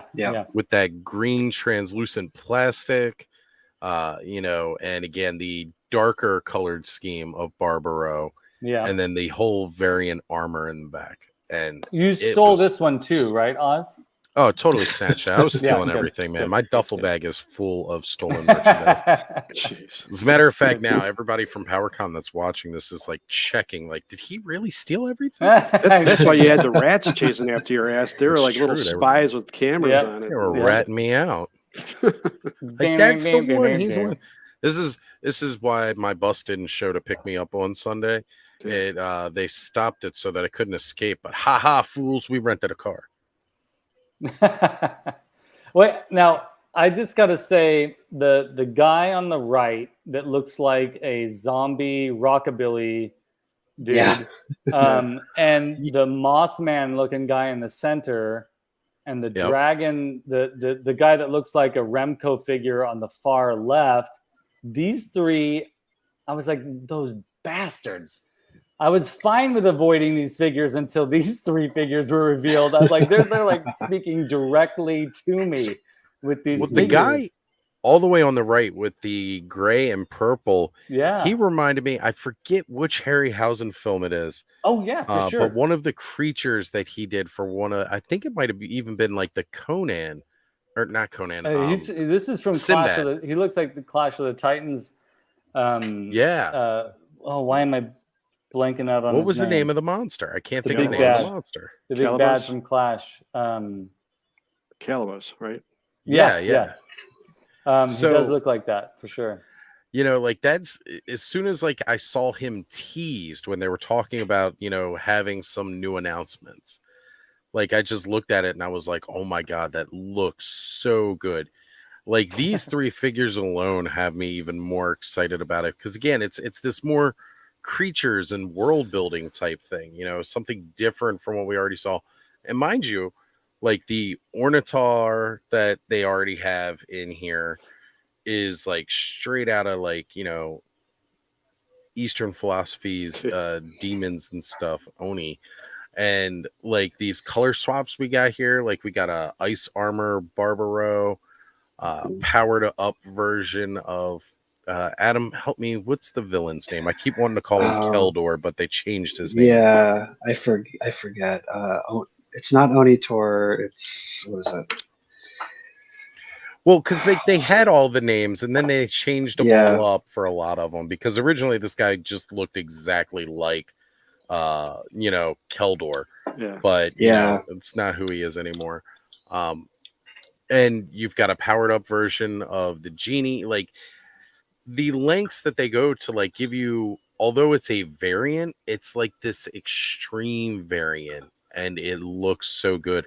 I actually like the alternate colored Ornithar than the regular one.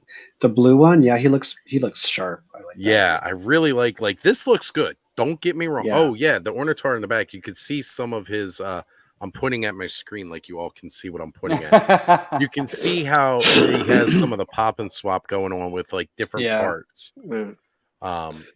So they made it a really easy system to be able to do that. And you know, Emiliano and Josh were taking the time to explain and talk about everything with these figures with everybody.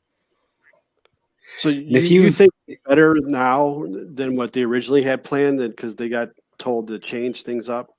Do you think that was like a blessing for them in a way? I think so. I really think so. They're not tethered anymore. Right. Right. And that's really, you know, you either shine or you collapse when you're no longer tethered to something like that. And they're shining, I think. I mean, I think that's just my opinion, but you look at these 3 figures, I see these as growth rather than decline. Yeah. Right. And then you look at these dragons and it's spectacular.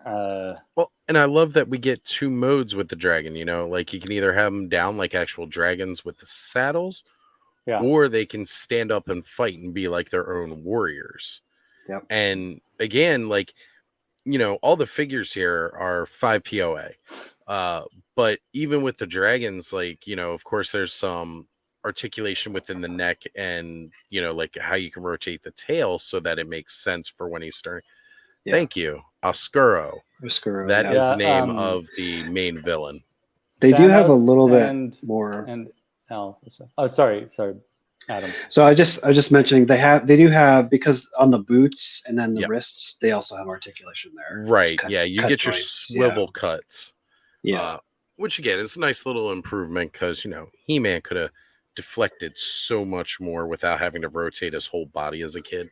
Right. Yep. We lost Bobby. Oh no. Oh.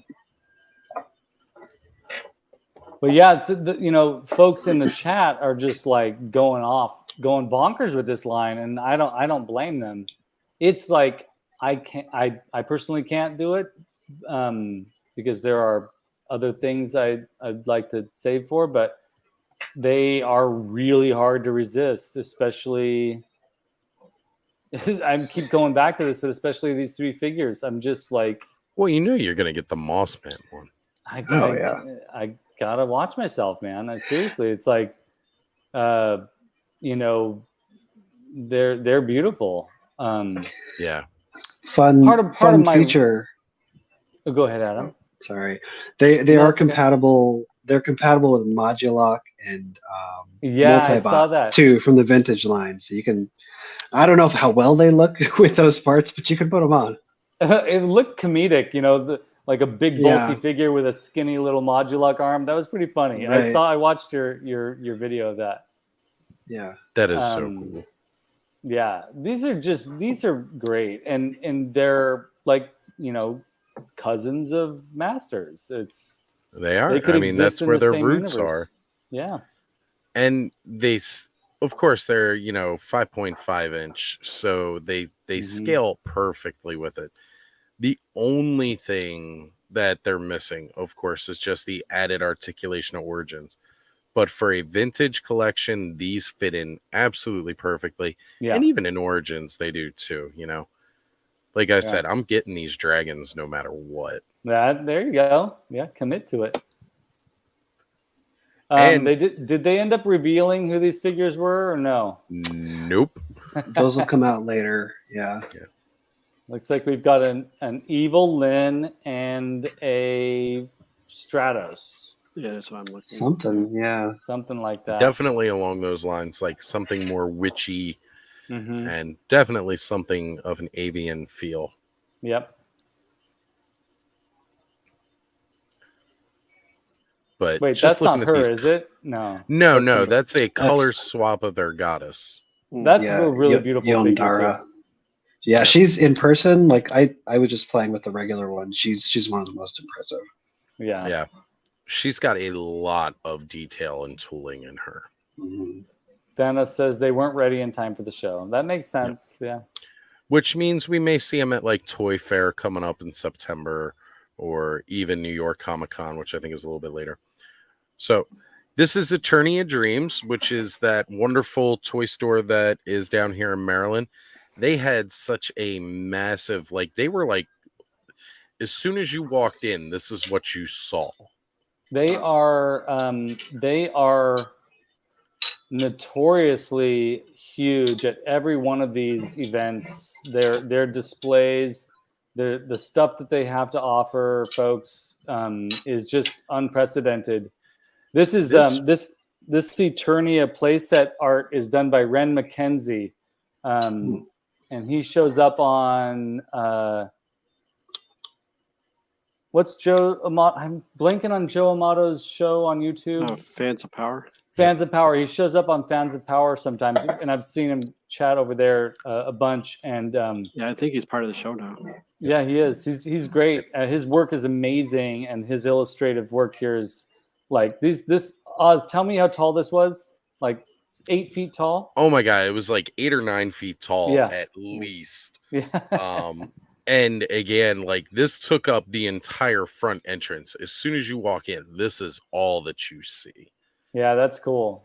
So it was great. And again, Eternia Dreams, just their overall presence here was so massive. They had out of all the vendors, they definitely had the most space. Yeah.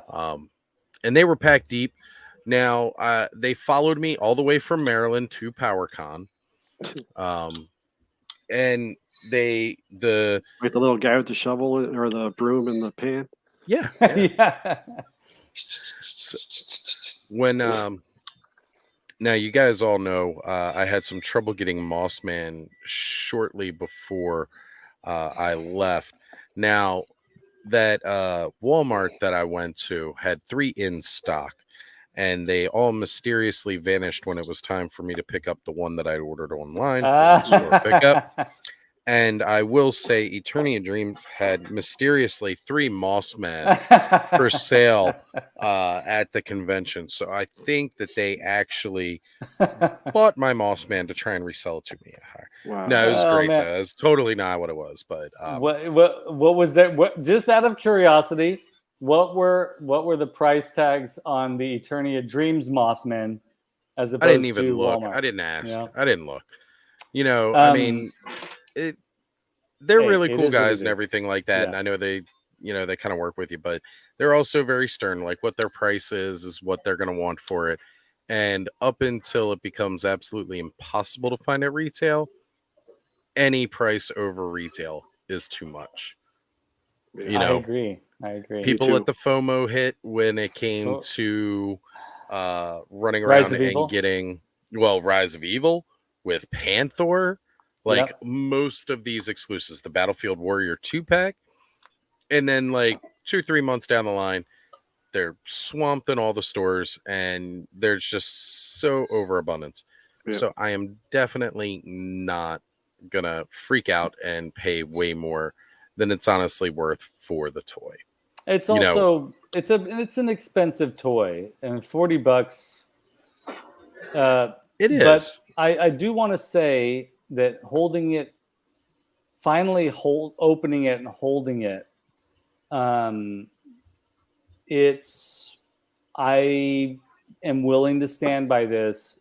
It's worth the $40. More than $40, no, but it's a remarkable achievement. The flocking itself is amazing.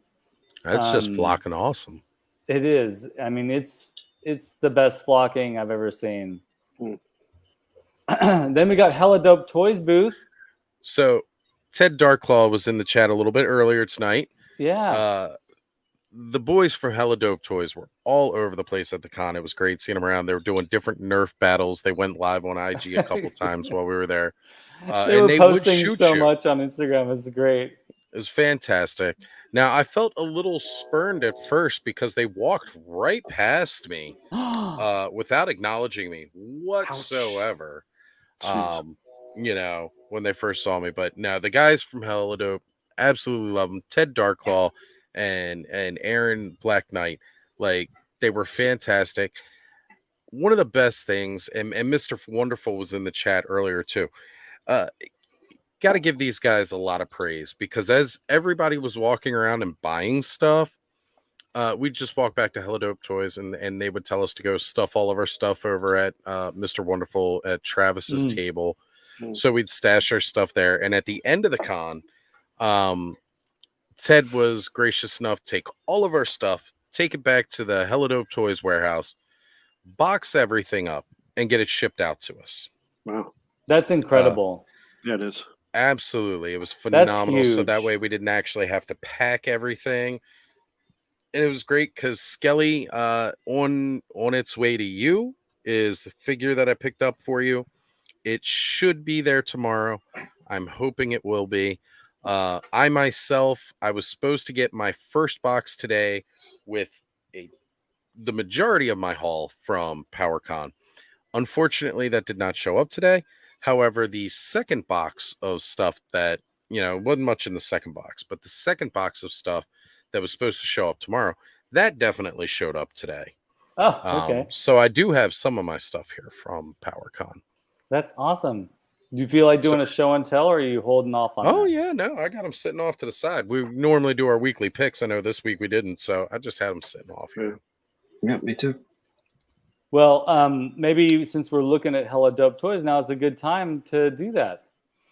Absolutely. Well, make sure, everybody, if you haven't already, go check out the store at Hella Dope Toys. And if there's something you want, especially like some AWOC, or, they're even going to be carrying Cosmic and Mythic Legions now, go purchase from Hella Dope. They will get them out to you next day, guaranteed. Those are stand-up guys. Really impressed. Very cool. Yep.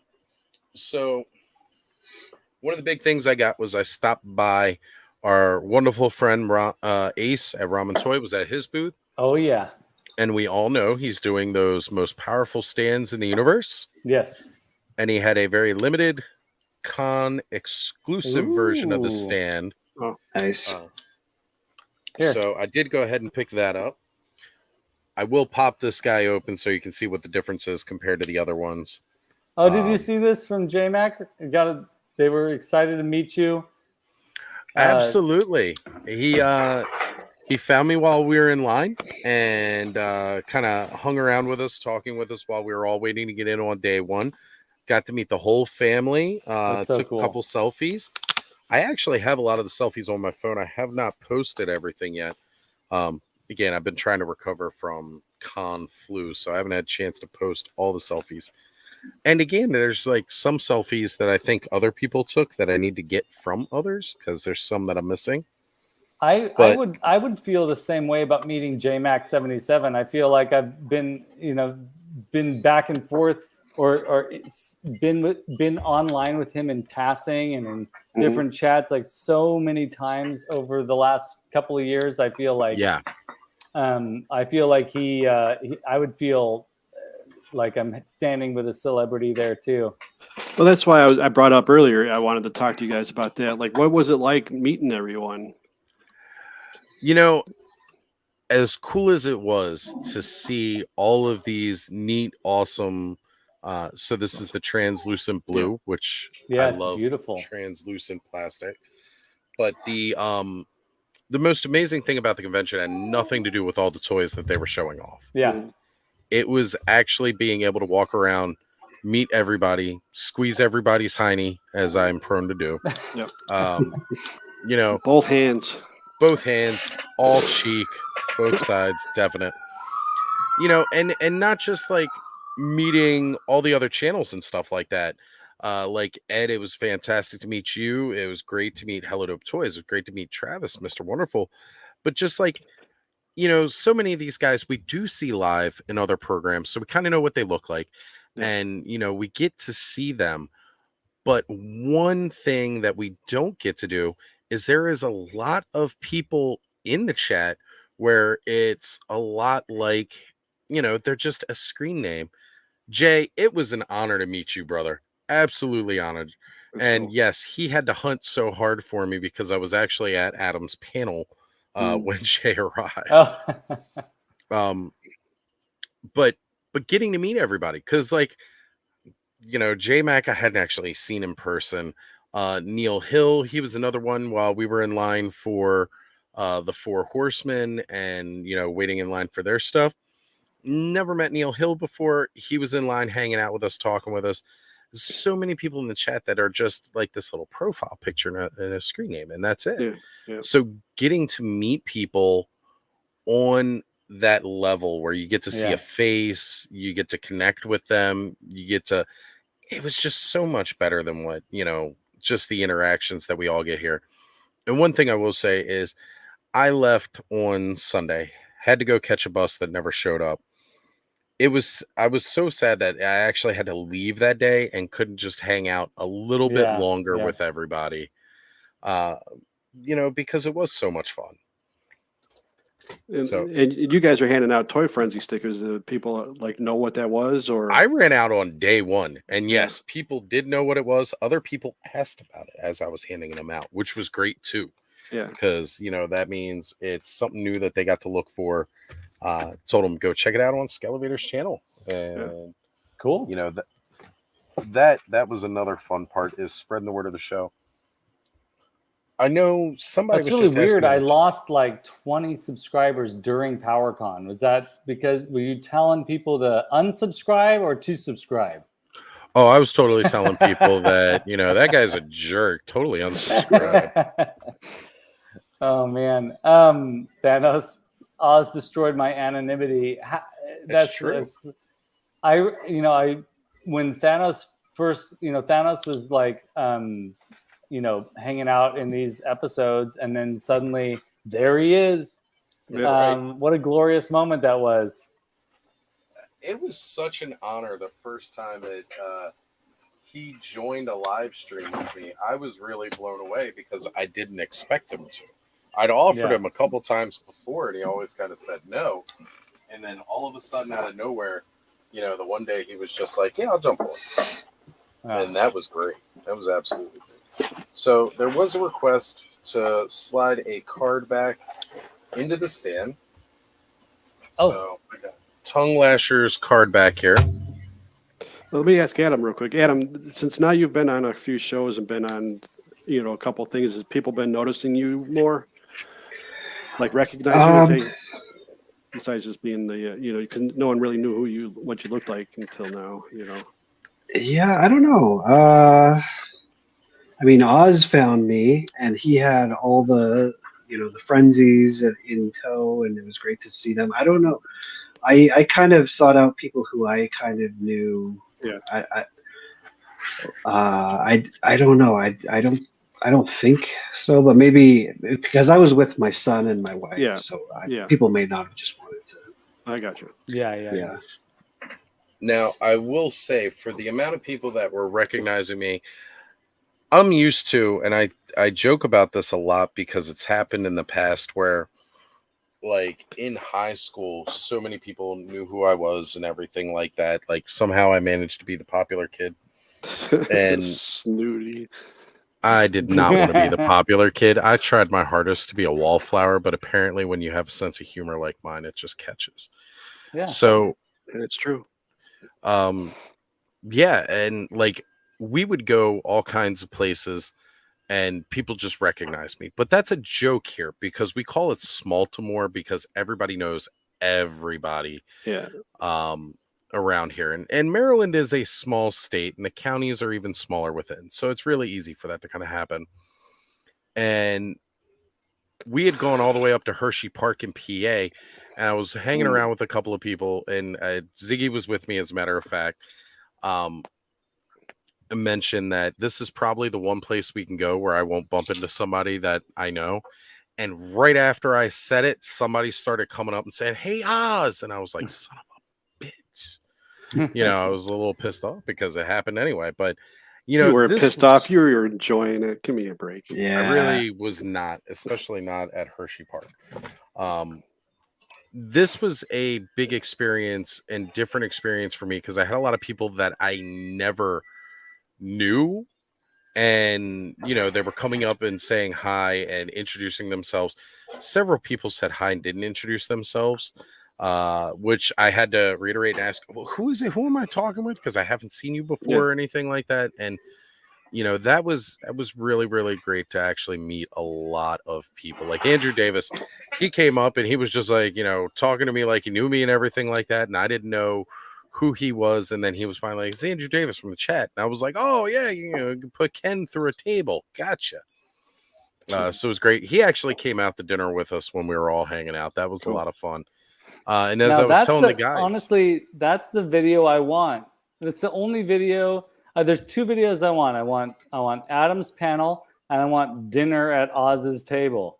Videos. There was a lot of people that had to actually end up backing out right before that, and then there was an after party at the Hilton that I went to that was really cool, where I met quite a few more people. That's where I actually got to meet Trevor.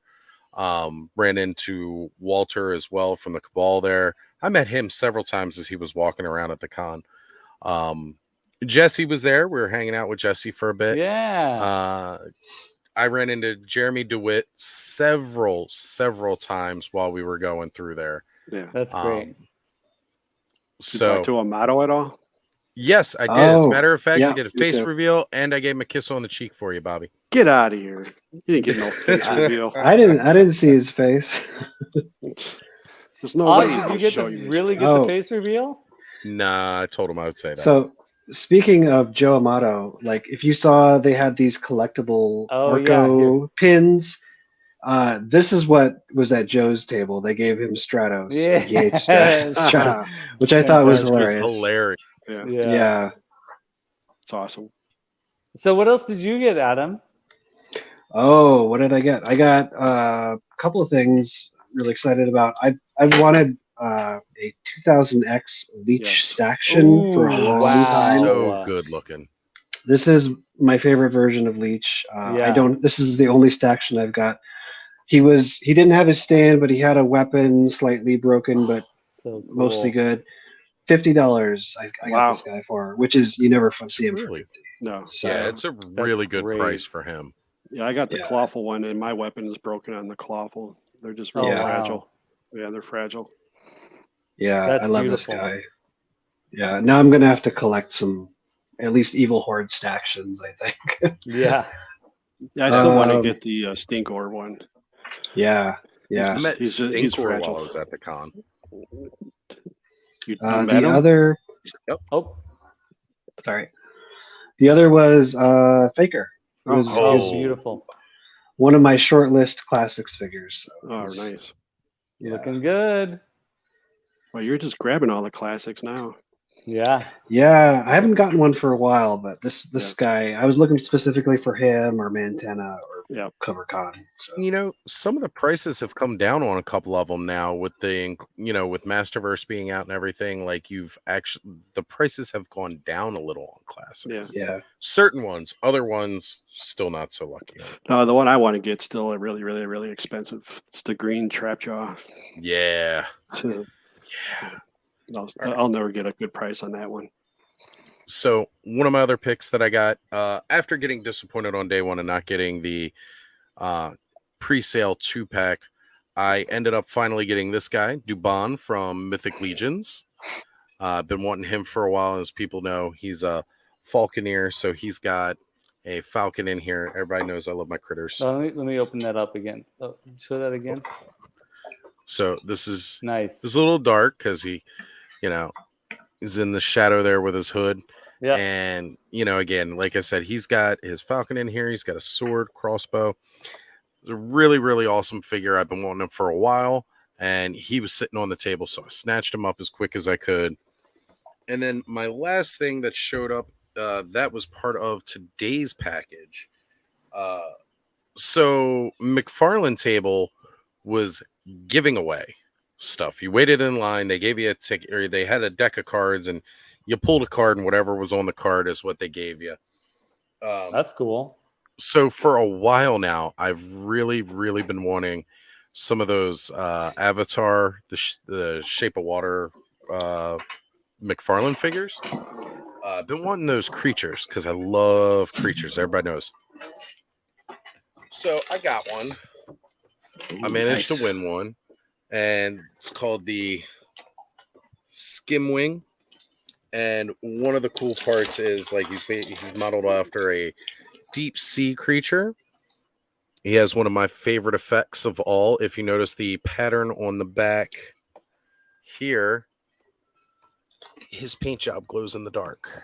Oh, cool. Nice. So Beastman is building out between Fiona and then this guy, or I don't know, because he's deep sea. I might just have Merman ride him.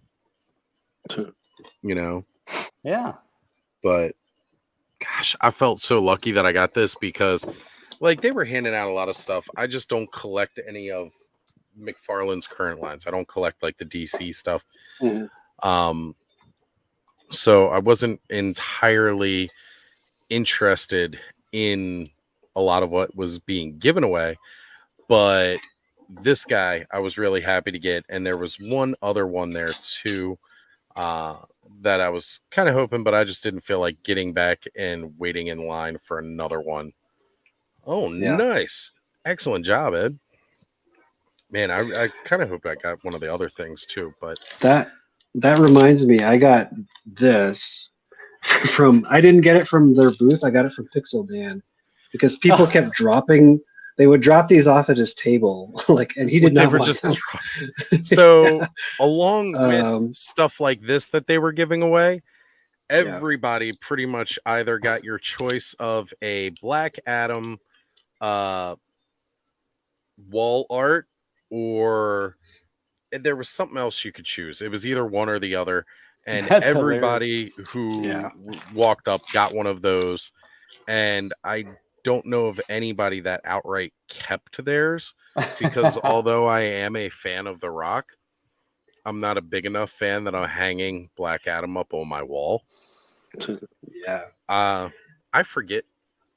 Actually, no, I totally think I just gave mine to Hello Dope Toys. So here you go, guys. McFarlane's giving them away. Good luck selling these. But there was that. I will say Ziggy actually kept the one that he got because he has an Uncle Wade who actually is a huge fan of The Rock, and he's really into DC stuff. So he'll actually really appreciate that. And I'm glad at least somebody is getting that would appreciate it. And oh yes, the My Hero Academia set, there was a ton of those on tables at the end of the show. one of the really cool things about that is as we're walking around and we walked by and we were talking to Matthew Rodriguez a little bit more throughout the show as we were going through.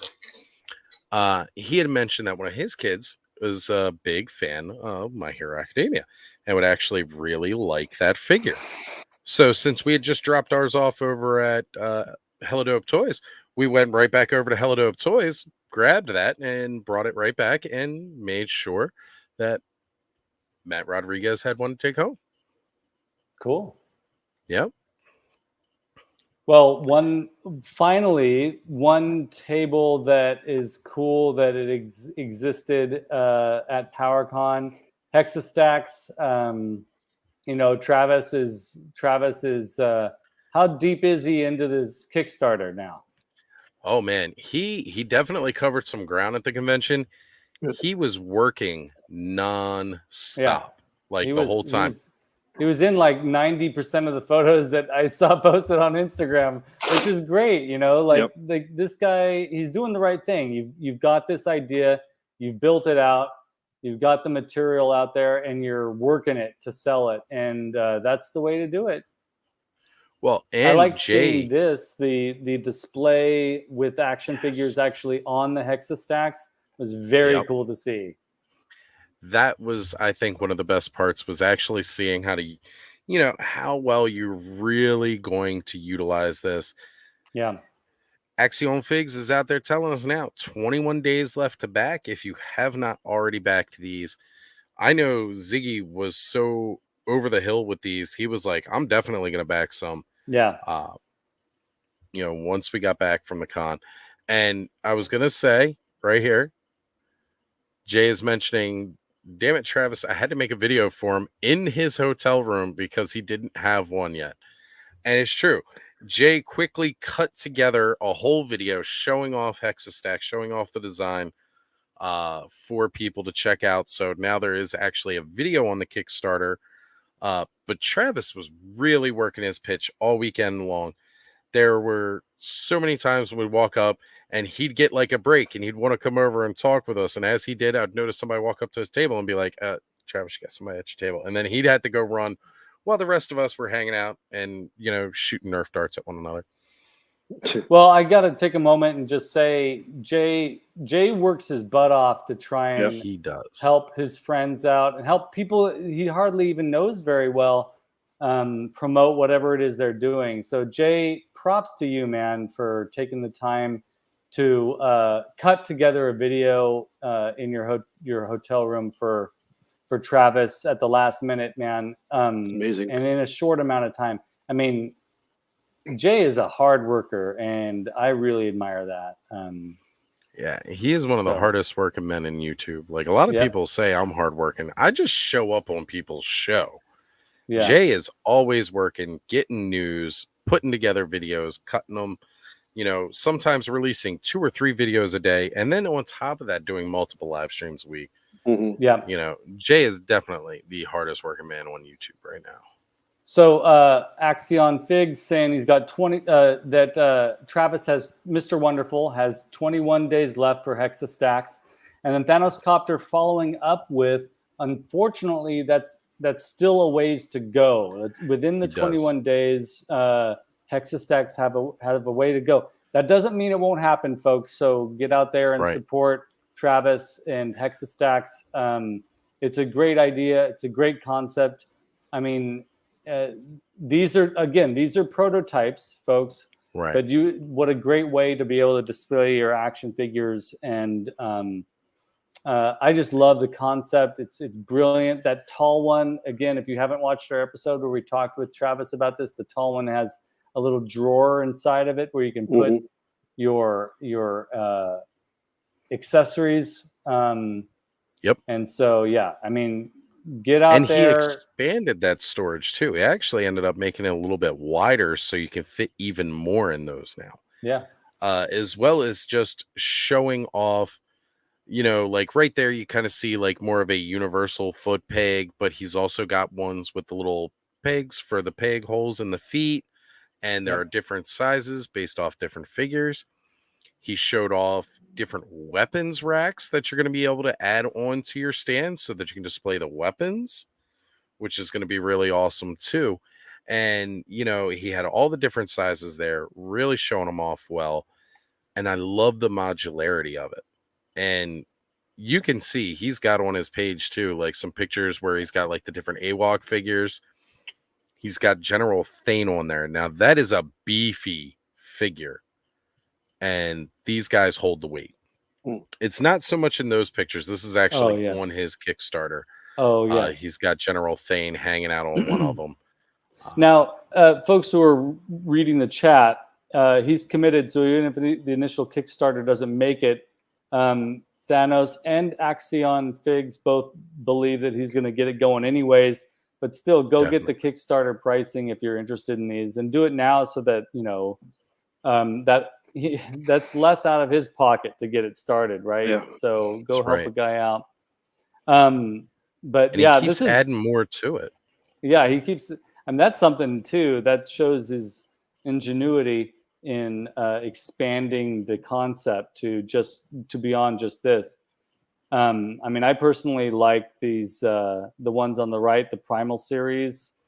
Well, he cut that off of one of the boxes from AWOC.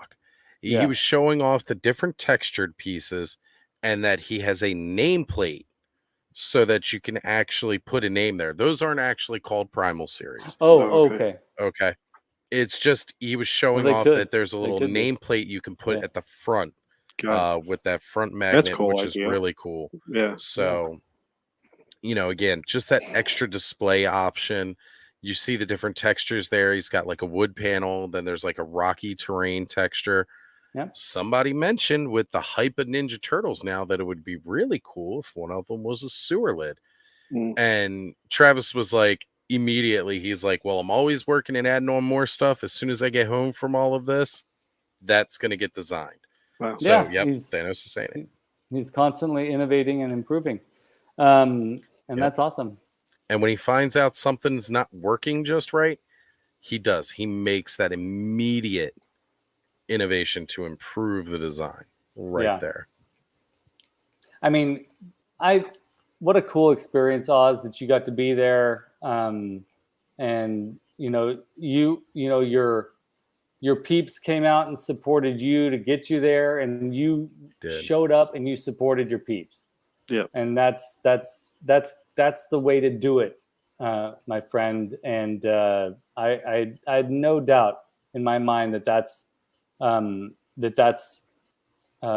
had no feelings that you wouldn't do that. I knew that that's how you would roll with it. And again, going back to our conversation earlier about disrespectful behavior in social media, or people taking for granted those that they're befriending on social media, like your performance this last weekend is the perfect example of how to be in this community. So, finish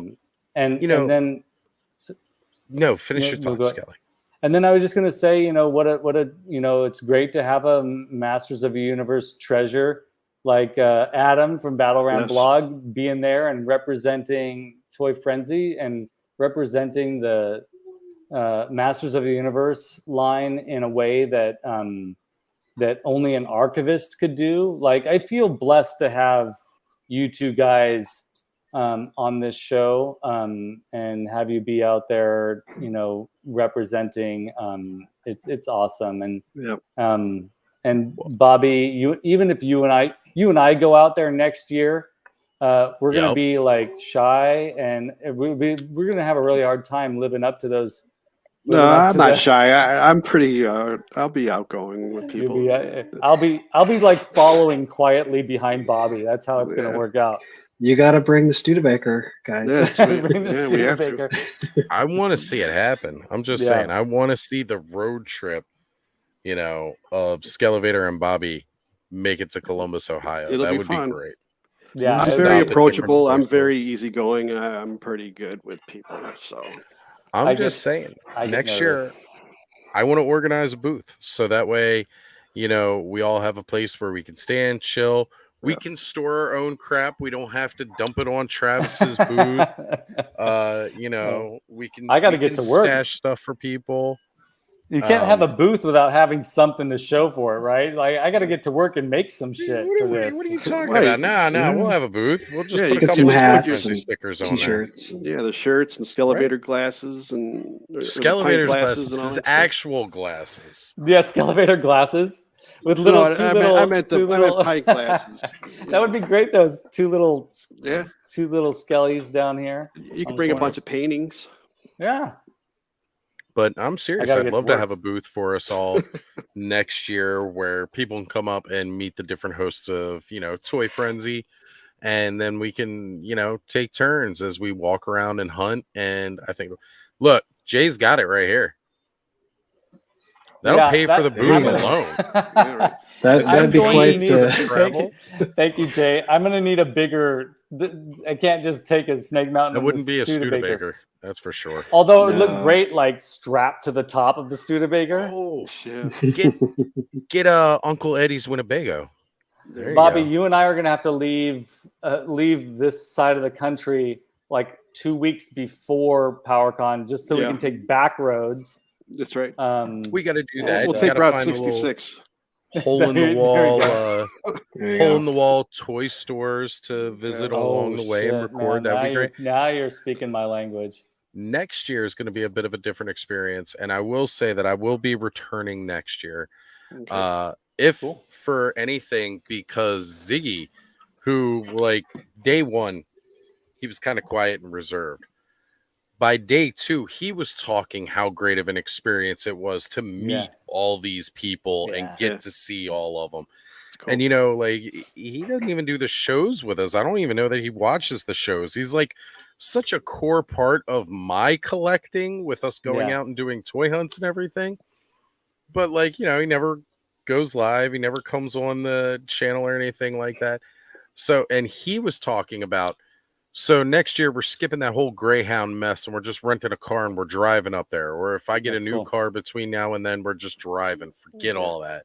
And I was like, all right, that's way better because it's a lot more dependable than that mess that I went through on Sunday. That was terrible. Absolutely terrible. It was great to finally see Ziggy because you've talked to me about Ziggy before, and it was great to see him out there with you. And I was making sure too. Holding it up from the background, like it was just awesome to see his face back there. Right. Yeah, that's great. I'm just afraid that we're not going to get anything done while we're all there together. We're just going to be goofing off. I'll be jumping on tables and all kinds of shit. You know? Hey, man, you know what? That would be fine. I'd be all about it. Like, you know, honestly, I was so glad that I had Emerald Knight there to take all the pictures for me. John, thank you again, brother. Just because, like, I got very easily overwhelmed. There was definitely a lot of sensory overload. Like I said, I was being pulled in like 50 directions, you know, and as bad as it was for me coming in there and having people recognize me coming up and saying hi, I say it was bad. It wasn't actually bad. It was fantastic. When Jay showed up, we'd walk like 2.5 feet and somebody was stopping Jay and being Mega Jay, it's so great to meet you. And, you know, everything like that. It was literally like every couple of steps we were going and, you know, people were just there excited to meet Mega Jay. And some other honorable mentions. You know, I did get to meet Jay from Geek Dad Life, which was huge. He was actually excited to meet me. And that was pretty fantastic, too, because that's great. I was really hoping to meet him. Scuba Pete, who, again, he makes the rounds more in the G.I. Joe communities and everything like that. I got to meet him. Really excited. Met the wife, too. It was an absolute pleasure. There were so many amazing people there to meet in person. And that's what I'm looking forward to next year. And I also have it under good authority that many more of our friends from across ToyTube will be making it to PowerCon next year. And that's why I'm certainly hoping next year, Skelly, we get you and Bobby there, and I want us to get Shawn there as well. However we can manage, get all of Toy Frenzy there, you know, to hang out. And then like we can wage a war with the you know, fans of Power podcast, you know, wage a Bobby war. Get a big kick with that. Yep. My wife will kill me. We can go hang out with those guys. It'd just be great. Yeah, I think it's a doable thing. Yeah. We just gotta work toward it, and we gotta start now. Yes, that is one thing I will say. It's going to take a lot of pre-planning. Yeah. One of the biggest things that set me back was having to get a hotel that was so far away. Just because again, it was much more affordable. The one that was actually attached to the hotel is where I want to be next year. Yeah, for sure. And We then gotta you don't have bring to go anywhere. we gotta bring Adam's pup. Yes. Honorary co-host of Toy Yeah. Frenzy. Well, he did go with you though. Yeah. He did go with us. Yeah, we Yeah. got an Airbnb just so we didn't have to do kennel, which is Yeah. expensive. So much better. Yeah. What a happy puppy. I know. Yeah, And he this kept is the the rats time out. of night. Yeah, exactly. This is where he's like, "Hey, Dad, you've been on the podcast for more than 2 hours. Pay attention to me." Yep. Yeah. That's funny. Yeah, dogs are a great alarm clock, man. They keep our schedules for us. Yeah. That they do. Well, my friends, this is where I break into song.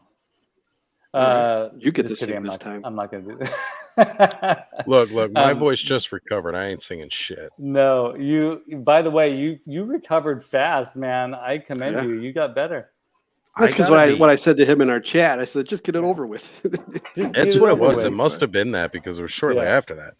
No, I really am impressed with how quickly I did bounce back from this. Because normally something like this, I'd be out for like a week. Yeah. But, basically I worked Monday. And that's what made me lose my voice, was talking to people all day on the phone Monday. Then Tuesday, Wednesday, I didn't really talk to anybody. Like, my aunt and uncle didn't even talk with them really. I did talk with Dawn for a little bit on the phone, but she even knew that I was hurting pretty bad. Just trying to keep up conversations. So she didn't keep me along. And that helped me be able to get back to work today and be here for tonight. Now, of course, after talking all day for that, talking all of tonight, tomorrow I'm going to lose my voice again. And then I'm going to have Aaron do all the speaking for me. Aaron and Thanos will run things for my show on Saturday, but I'll be here unboxing, cool stuff like this.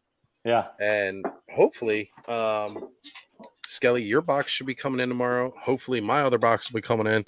And if they do, we got to do a co-unboxing because it was a 2-pack that we're splitting up. Yeah, we might even turn that into a very special weekly weirdo episode if you're interested. Oh, that would be fantastic if we can do that. Because one of the other figures that I picked up this weekend too is going to be Bryophytus. So I may not be able to get a flocked Moss Man, but I can get a flocked Legions figure. Well, what do you guys? I gotta mention here, Mike Fee. Sorry. Bye, Jay. Also, Mike Fee's here. Welcome, Mike. Good to see you here. And called him out a little bit earlier in the chat. He was joining us. It was good, fantastic. We're a little worried about whether Mike was going to be able to make it to the con out to the or not. And I certainly told him, I was like, look, if you don't make it, since he is local to Columbus, Ohio, I was like, if you don't make it to the con yourself, I'm going to bring the con to you. Yeah. And there you go. Talked with a couple of people beforehand. We were all ready to go head over to Mike's house so that we could all meet him while we were there. But fortunately, Mike was able to make it to the con. That's awesome. And then I still managed to bring quite a bit of the con to him. Well, good. Yeah, that's great. Red Knock Ronson is already asleep. I don't know Red Knock Ronson. Have we met Red Knock Ronson? I don't think so. Here? Welcome. Welcome. Apparently, I guess we're not so entertaining though. We put him to sleep. Maybe he took some ZQL. I'm sure it's a very positive sleepiness. So guys, what do you have coming up? Oz, you already mentioned you got your things coming up, and hopefully you don't get sick after tonight again. What's it called? Relapse. Can you get sick again? Relapse. Yeah, relapse. It's definitely a relapse. Hope you don't relapse. No. I should be good. Been making sure to drink plenty of warm beverages. You know, I mean, I can feel it. My horse is getting a little voice. My voice is getting a little hoarse now. Your horse is getting a little My voice. horse is getting a little voice. You know, Hi, Oz. I'm your little horse. Mr. Ed. That's awesome. Mike Fee saying, Oz, you make it happen. Yeah, you do, man. Adam, Bobby, what do you guys got coming up here? So I still got that Jack C. Harris interview. Good. My buddy Yuka is doing that. That should come out hopefully in the next week or so. Cool. So he was a Golden Book writer. Yep. And then I'm working on like a post that covers all of the gift sets that came out in Masters. So like the 2-packs, the 3-packs, all of the those well-known to great. obscure. That's a good one. Yeah, that's awesome. That's going to be fantastic. Yeah. I'm getting real excited about that. Can you tell? That's great. I love that your blog just keeps growing. Thanks. Awesome. There's so much to write about, right? Yeah, I always think, okay, there's only like maybe a dozen toys that I haven't covered from the vintage line, but there's always these other topics that occur to me. So it just keeps going. That's right. Hopefully soon, Mike Fee. Yep. Yeah. Adam, that's awesome. I can't wait for that. Bobby, how about you? Nothing really. Just gonna do that new Instagram, and that's about it so far. That's right, folks. If you want a instantaneous idea of what you should be listening to today, just go look at Punk Rock CDs, man. He's gonna give it to you. Yeah, I won't be doing it on Twitter, but I'm doing it on Instagram. So I'm kind of done with Twitter. It's just I don't know. It's X just now. I've lost a lot of interest in Twitter. So Twitter is your X then? That makes sense. You're not moving over. That's why to you the switched other the one? name, because we're all just breaking up with Twitter now. So it's our X. Yeah. Are people breaking up with Twitter and going to the other one? I created a Threads account, but my problem with it, they need to have like a browser interface. Yeah. Because I don't want to just do it with my phone. I want to have the option to do it with the browser. I have the Threads as well, but I don't use it. I just got it so I can keep the name Vintage Motu going. Threads is what? It's just like Twitter, right? Yeah, it's Twitter, kind of like for like Instagram version. Okay. I just love Instagram. It's so much fun just to see the images and pair it with an idea, and that's it. That just see it and you're done. Like it or not like it. But I really like your new Instagram account, Bobby.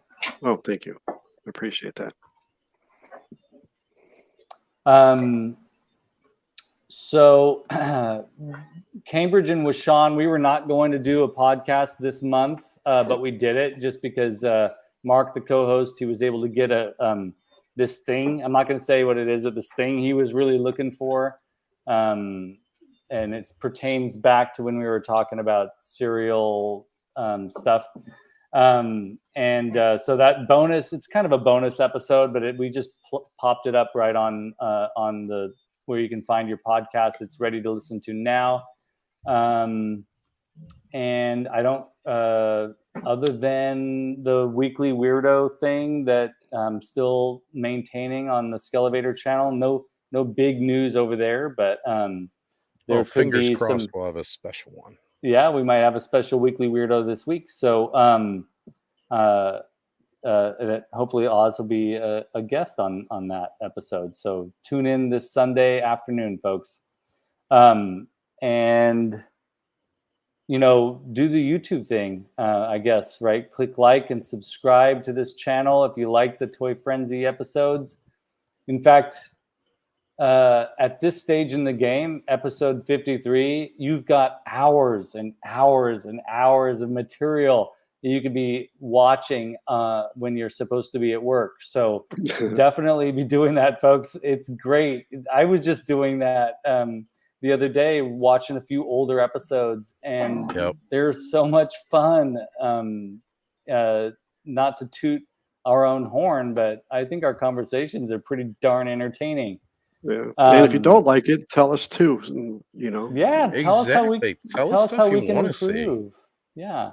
I got Don't thick just skin. like Or conversations. Be like, kick Adam out of there. No. Well, that ain't happening. We can handle it. If there's a topic you want us to cover, let us know. Yeah, for sure. We're only 5 brains here. So 5 brains. 3.5. Oh, wait a minute. Of course, I'm having a brain fart right now after you said that. But yeah, come on, folks. If you have any critiques for us, let us know. We'll take it or we won't. But we can handle it. And also, if you had nice things to say too, definitely put those down in the comments too. Yep. But yeah, click like and subscribe and tell your friends about the channel and the Toy Frenzy show. And also, if you haven't yet, do consider becoming a Patreon of any one of our accounts. They're all listed below. You become a patron, you're automatically included in Instagram patron-only chats and all kinds of other fun stuff. Yeah. And then also, we've got a shop down there. So if you haven't bought a hoodie in preparation for winter yet that says Toy Frenzy, or the Frenzy Needs You, or whatever else you see down there in the shop. I need to get the Frenzy Needs You shirt it's so next good. year for, it's not even about just, needing you to sign up for the Patreon. That's not what it's about. We need you here in the chat watching this content. That's what we mean by the Frenzy Needs You. Yeah, exactly. We need you to jump in, join the conversation, get in on this. Also, yeah, we know that some of you are out there and not participating in the chat. We know you're there because we see the number up here in the corner. Mm-hmm. So we definitely had up to 30 people here tonight. Yeah, it's pretty cool. And this is a friendly crowd. So we love all the comments. We love you being here and really appreciate you all watching. And we won't, Allison. No matter what everybody says, we're not allowed to get rid of Adam. He's sticking around. It ain't happening. All of us are sticking around. Nobody's allowed to leave. This is my last episode, by the way. Yeah, bullshit, Bobby. And this is funny that we're talking about it. But I should say, hey, Eric, good to see you here. Oh, see, like after I said, if you're in the chat, you're watching, go ahead and let us know. Join the Tell chat. us. So not this coming Thursday, but the 31st, we're going to have Broman on, and we're going to talk about his amazing customs. If you're not familiar with Broman of Eternia's work, it is phenomenal. See, we're going to get in trouble if you leave, Bobby. We'll get in trouble. People just stop listening. Yep. No, that's right, Eric. They forget me after 2 days. So. No, not at all. Oh, come on. Bye, Eric. Thanks for being here. And everybody, thanks so much for watching. What else do we have to say? Any big announcements? Just enjoy everybody being here. Yeah, everybody's awesome that watches us. So yeah, we appreciate you all. Yeah. There's certain aspects to, ToyTube across here. And one thing that I always hear about our show is that it brings the positivity. And I know earlier tonight I was watching the replay of Toy Domination. Dom's channel normally goes live same time we do. You can't watch everybody all at the same time. But they had Toy Polloy on, and they were talking all about the positivity in the circles. And I reached out to him and said, man, I absolutely love that. Keep spreading that positivity message, because there are so many other dark sides to ToyTube. So I'm glad that I want to hear more people preaching about the positives. And it's not even just, being positive to one another, but you don't have to, when you're reviewing something, you do not have to crap on it or rip it apart just to express your dislike for something. We tend to do that here without being nasty. Yeah. Right. Exactly. And then praise what's really good about it, and if there's nothing good about it, just say, it was okay. It's trash. Yeah. Always, to piggyback off of what Oz is saying here, there's always another perspective. Yep. Right. And we can't always know what's in other people's brains. or the reason why another person did something or thought something. And, so it's just a waste of energy, in my opinion, to allow ourselves to take the easy route, which is to just complain. So it's more of a challenge, and it's more exciting actually to try and see what all the angles are and what's going on. And plus, toy collecting should be a joyous thing. And if it's not giving you joy, then don't collect it. Exactly. Yeah. It's the most important thing. Yeah. Anyways, we get all preachy sometimes on the show. Sometimes we do, but never with ill intent. Always. No. Yeah, always Be good to yourselves and each other. There you go. Yeah. Classic. And knowing is half the battle. That's right. Yeah. So wait, what's the other?